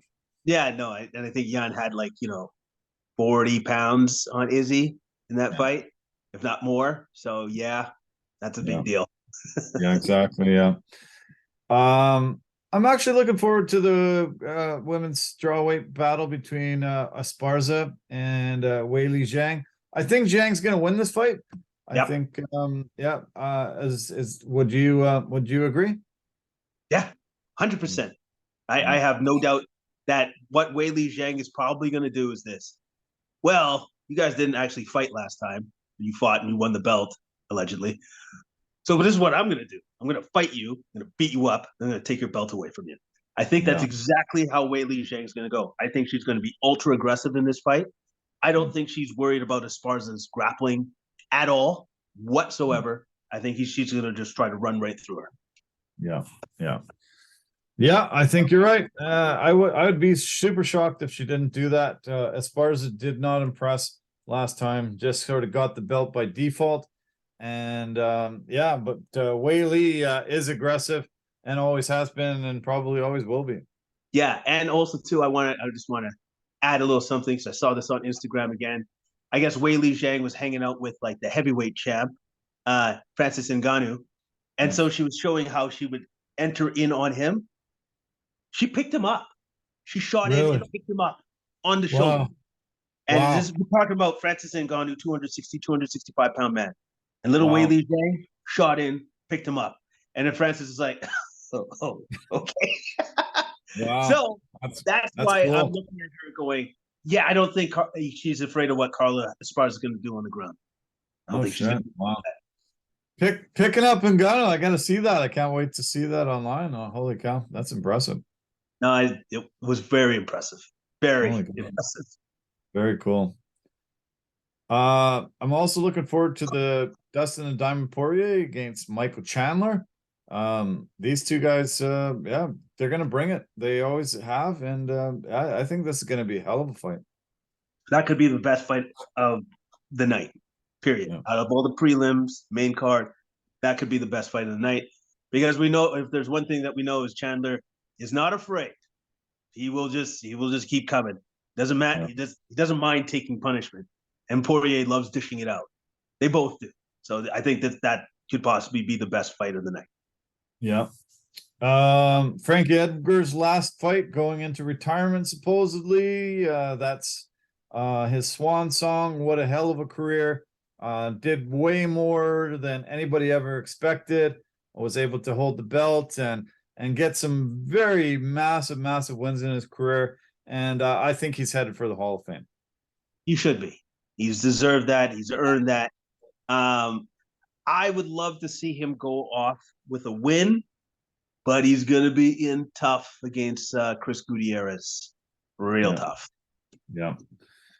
Dan Hooker's on the card. There's actually 4 fighters from New Zealand City Kickboxing on the card. Hooker's one of them, starting off the main card. Should be fun. Brad Riddell is also one of the City Kickboxing guys.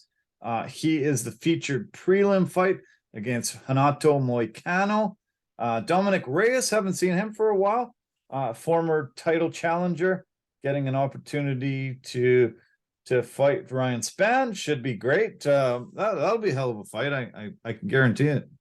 Oh yeah, those first 2 fights, those 2 fights that you just mentioned, Brad Riddell and Dominic Reyes. I think those fights are going to be fantastic. Those are going to be very, very good, high energy fights. Yeah. And the first fight of the night on the early prelims, Carlos Ulberg, the 4th fighter from City Kickboxing in New Zealand. I'm not sure why 4 New Zealanders. I guess they thought, oh, we might as well get them all over here. We could maybe get a deal on the flights, fly their whole team over, 4 of the guys all the way to Madison Square Garden. Yeah, there'll probably be a lot of New Zealand guys in the crowd. Yeah, that's probably what they're thinking. And you know what? It kind of makes sense, to be honest with you, to get so many people from a certain country to come over for a certain UFC, because it's just like, all right, we'll just get all of you guys in, or most of you guys in right now. We don't have to worry about flights and shit. That's true, yeah. Carolina Kovacic, I actually really like watching her. Julio Arce. Yeah, this is a great card. Can't wait. UFC 281 from Madison Square Garden, the most famous arena on the planet. Yeah, this will be fun. As always, UFC just keeps coming with great fights, and I think it's one of the most stacked cards of the year. They've been doing this last few years, putting this November card in Madison Square. We remember Conor being there. We remember some of the biggest fights ever the UFC's put on, and I think this card has the makings of a really very, very memorable one. Yeah, I agree with you. I think it's going to be a great card. From top to bottom, you got great fights. It should be very memorable. Should be a memorable night. Okay, let's finish off with the NBA. All 30 teams were playing today. They have 15 matchups. No games tomorrow because of the elections south of the border, all the way through the US. Great move on the NBA's part. Wish all leagues would have done this. Just make sure that people have the opportunity to go out and vote. Not just the players, but the fans and the team staff, the whole organization. NBA does a lot of things that are right, and this was a really good move on their part. That's a great move. It's a fantastic move, because like they're encouraging people to vote, and they're encouraging them by being front forward, by not actually having any games on. By just saying, we love you to vote, and we're going to encourage you to vote by just not having any games to distract you from voting. So just go out and vote. I think that's a great move.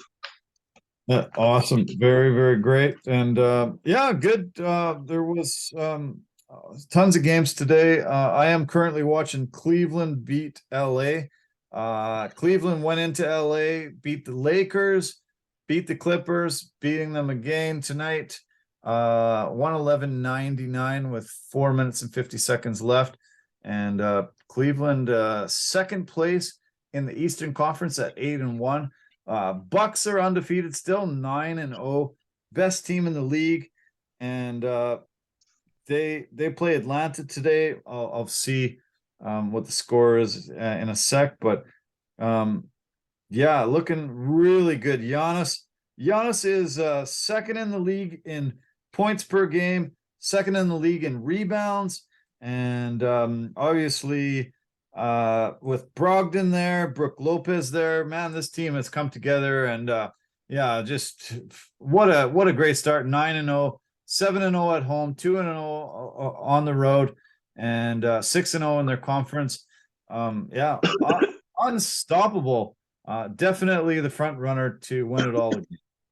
Oh yeah, for sure. Like with the fact that Giannis is just doing Giannis things, he's once again going to be right there for the MVP of the league.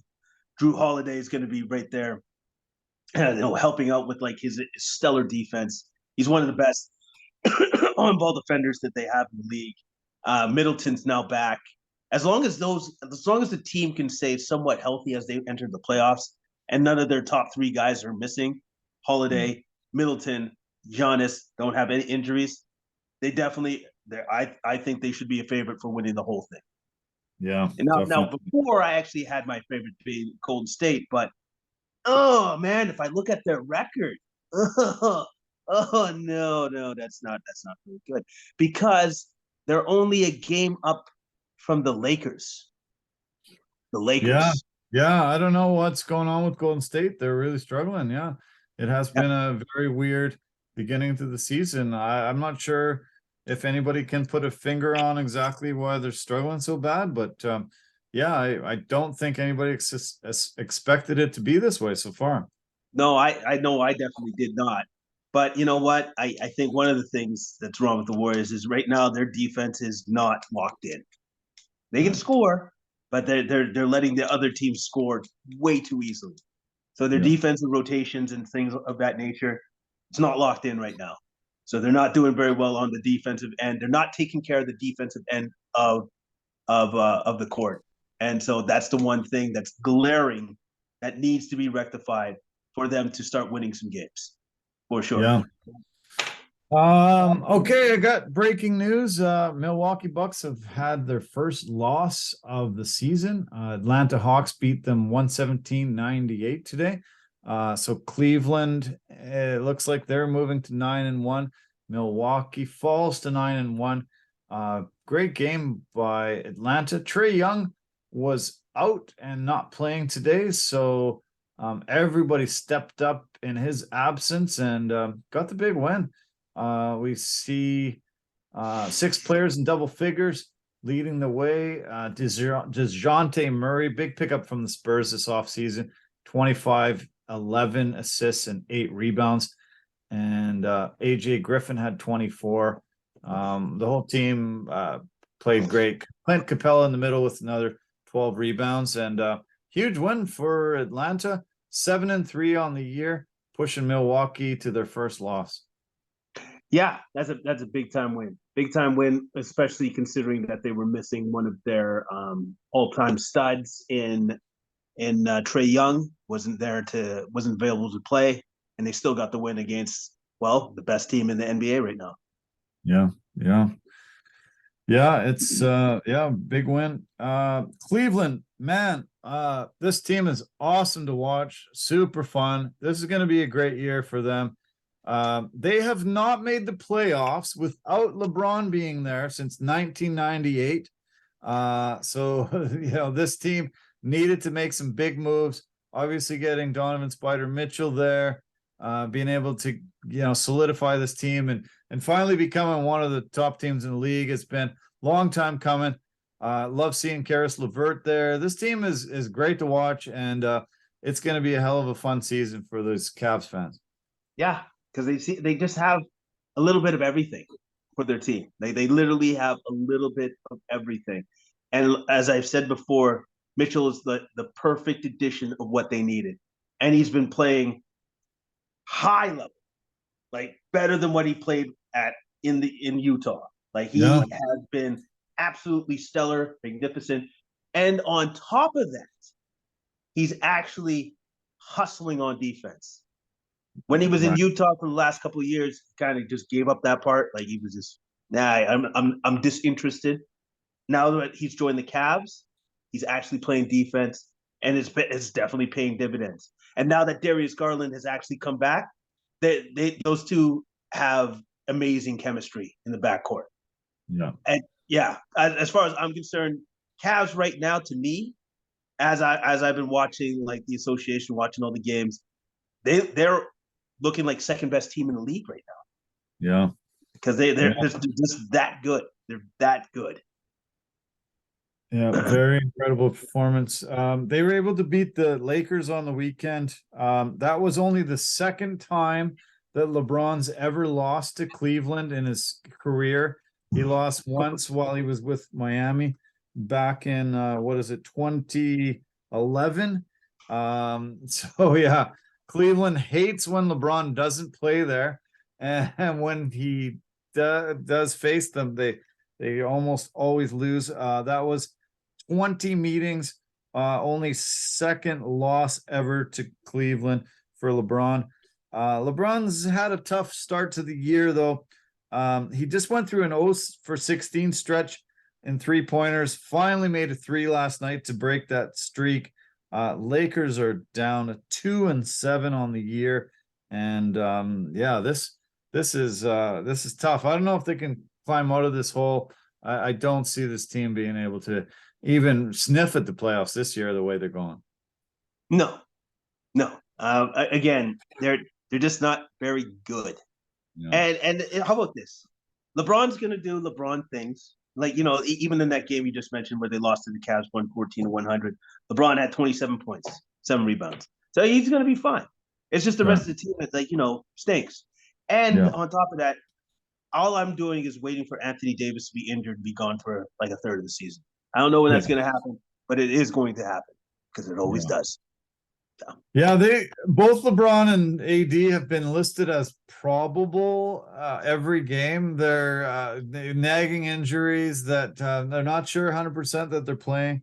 They've both sat out a few games already, and yeah, it's just sort of par for the course this entire year and the last few seasons for both these guys. And I think we're gonna see we're both of them probably will play about 50 games each, and that'll be it. So okay, so we got Bucks, the Cavs. Celtics are third in the conference. They got big wins over the weekend against Chicago and New York. Brown had 30 and Tatum 26 in their big 133-118 win over the Knicks. And Tatum had 36 and 12. Brogdon had 25 in their win against the Bulls, 123-19 on Friday. DeRozan was huge in that game. He had 46 in the losing cause there. And Bulls have fallen down to 5-6, ninth in the division. But yeah, Celtics are there. We mentioned the Hawks. Hawks got that big win tonight. That makes them 7-3 now on the season, moving up into third, I guess, past the Celtics now. Raptors sitting in a pretty great position, 5th place in the conference right now, 6-4. I think they got the loss tonight, unfortunately, against Chicago. They were doing a home and home, and I heard that many of the teams like the Raptors, I think they have 9 back-to-back games like that this year. Some of the top teams like Milwaukee, Cleveland, LA, they've got maybe 2 or 3 of these. I don't know how Toronto got such a bad schedule, but 9 back-to-backs. They beat Chicago yesterday, but lose to them tonight. But this team has been fun to watch. Loving Fred VanVleet, Scotty Barnes. Pascal Siakam, unfortunately, is going to be out a couple weeks with an injury, but this team is going to stay in that mix all season, I can tell. Yeah, they're going to be relevant all season. They're going to be good, and they're just going to be a tough team to beat. They're going to be a tough team to play night in, night out. Let's go down to that team in 11th place in the Eastern Conference, the Brooklyn Nets. Kyrie Irving getting suspended finally. You had some comments about this possibly being the end of his time in Brooklyn. This could be maybe the end of his time in the league. He has to meet with Adam Silver tomorrow to discuss the possibility of getting reinstated, possibility of playing games. He's been suspended by the team. I think possibility he gets suspended by the league, and this guy just doesn't understand, doesn't learn. More trouble for him, and this is getting frustrating to to see a guy with so much talent, so much ability, but just continuously shoots himself in the foot and just makes really, really dumb, very horrible moves all the time. And this is, biting him again. He's already served 2 games of this 5-game suspension. Earliest he could return is the November 13th against the Lakers. But as I said, meeting with Adam Silver tomorrow. We'll see what happens after that. Kyrie Irving is one of those guys where he doesn't care about what you think. He cares about what he thinks. And then also, too, you're not going to tell him anything because he doesn't want to listen to you. Because he knows better than you. He's always known better than you. Except in this particular instance. Now, the movie that he tweeted out or he linked, I did a little bit of research. I didn't watch the damn movie. All right, I'm just gonna say that. But I looked into the movie and I was wanting to know what was so anti-Semitic about it. And there's just some of the views that were said. For me, myself, I would never link that movie to anything associated with me. Because I know that some of the stuff was utter bullshit. Just nonsense. Just nonsense. I'm sorry.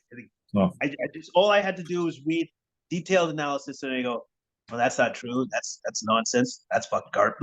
Like it's just no, man. You don't associate yourself with something like that, especially something you know that's a powder keg. But with Kyrie, he just goes, well, I do, because nobody can tell me nothing. Nobody. Now, his defiance is just maddening. It's just crazy. He just says, nobody can tell me what to do. I think this suspension could last a while because supposedly these are the things that he has to do to be reinstated by the team. He must apologize and condemn the film he promoted. He must make a $500,000 donation to anti-hate causes. He must complete sensitivity training, complete anti-Semitism training. He needs to meet with Jewish leaders, and he needs to meet with team owner Joe Tsai to demonstrate an understanding of the entire situation. And that checklist, I feel like he's going to say no to about 3 or 4 of them. So will he dig his heels in and say, no, I'm not doing that? And it might be out for a while. Yeah, and to me, I find it funny, right? Because at the end of the day, I believe he's still part of my race. Kyrie's a black man, and we've been dealing with this bullshit for centuries. And so for somebody of his nature, his stature, to do that to another disadvantaged group, what are you, an idiot? I know he said now he's come out to say, I'm not anti-Semitic. How about this, moron? Why didn't you just say that right from the beginning? No. Why didn't you just say that to alleviate all of this? None of this had to happen if he had just said that right from the get-go, saying, oh, I think I'm being misunderstood here.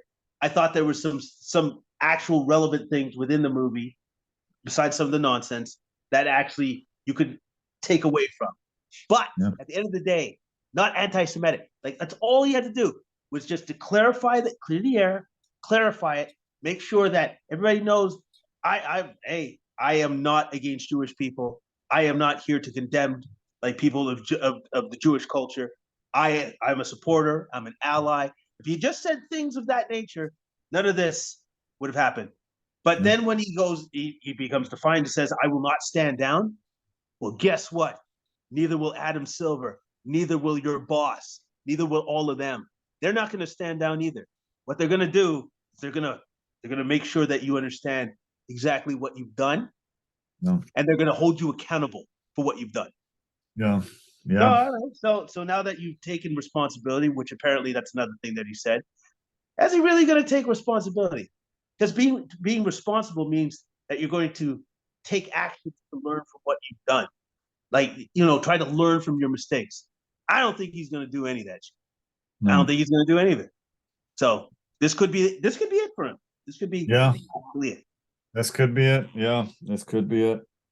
It's crazy that we have to constantly be talking in such negative terms about a guy. You'd think he would champion causes. He would, try to, further the causes of people that have, had tough things done to them, said about them. You'd think he would be really siding with people like this, but it just seems like he doesn't get it and doesn't understand. And I won't miss him. I won't miss him if he's gone for the league for a while, because it's just constantly me just going like, what the hell is this guy doing now? Why is he saying this? Why is he doing this? And it's just become very, very, very frustrating and tough.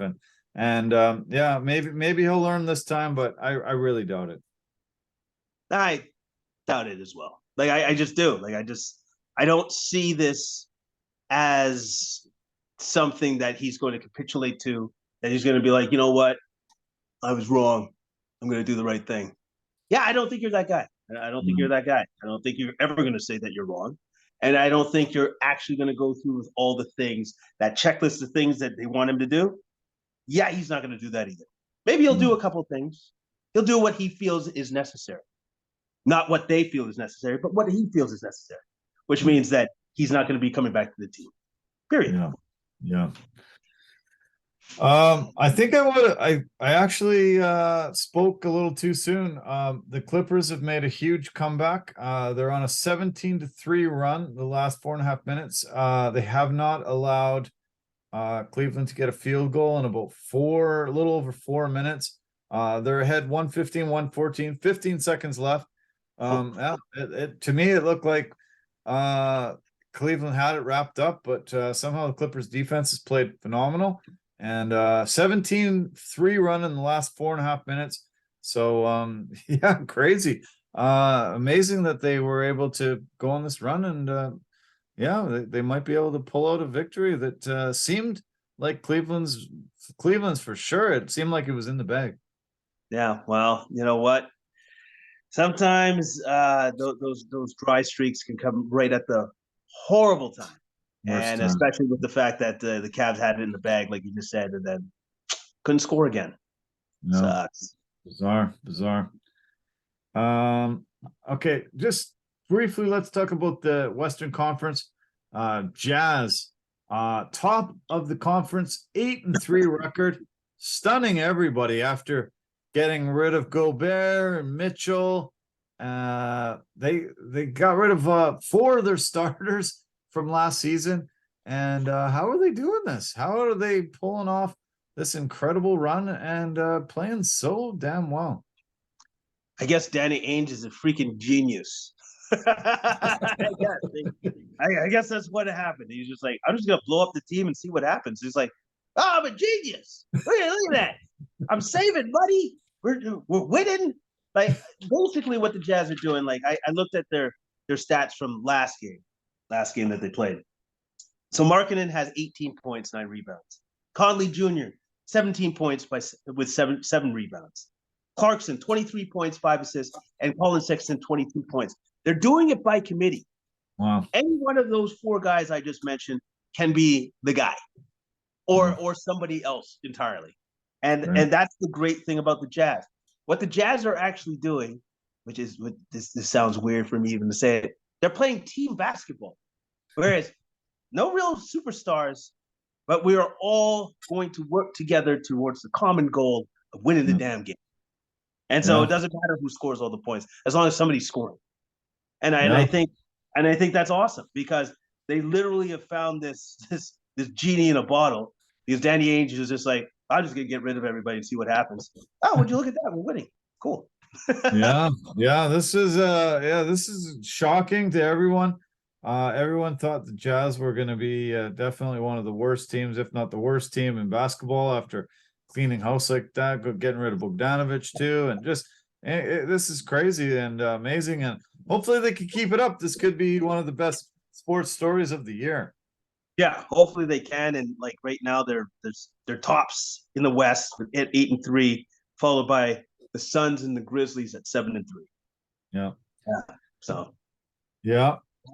Blazers and Nuggets right behind them, 6-3. Mavs 5-3. Luka Doncic leading the league in scoring, 36 points a game, and trying to finally get that MVP that you said he's gonna probably hoist one day. Oh yeah, no, that's definitely a thing. That's definitely going to happen because the man, he scores like Michael Jordan does now. Like that's who he is. No. He can do so many incredible things. Like just the other day, I saw him just basically playing with the defender, in and out dribble, back and forth, and then even his footwork is just so exceptional. It's Yeah. so exceptional. Pretty So awesome. yeah, man, Luka he's the future of the league, and the league has never been in better hands. Never Yeah. been in better hands. That's true. Okay, 117, 115 Clippers. Clippers are about to inbound the ball, 11.4 left. They were down by 13 with 4:50 left. And it looks like, oh, okay, they fouled. 8 seconds left. Clippers going to the line. Yeah, I think Clippers are going to pull this off. 19-4 run. And wow. Steve Ballmer's just jumping around, having a conniption, having a fit over there. And this is a big win. This is a huge win by the Clippers. Yeah. Well, with that win, they'll go to 6-5. They'll one game above 500. Oh, the only thing that's kind of odd with the Clippers right now is I don't really know what's going on with Kawhi Leonard. He's obviously on a minutes restriction. They're obviously keeping like his return to play kind of schedule is. I don't know what's going on there because there's been some games that he's actually missed now, and he hasn't played for a year.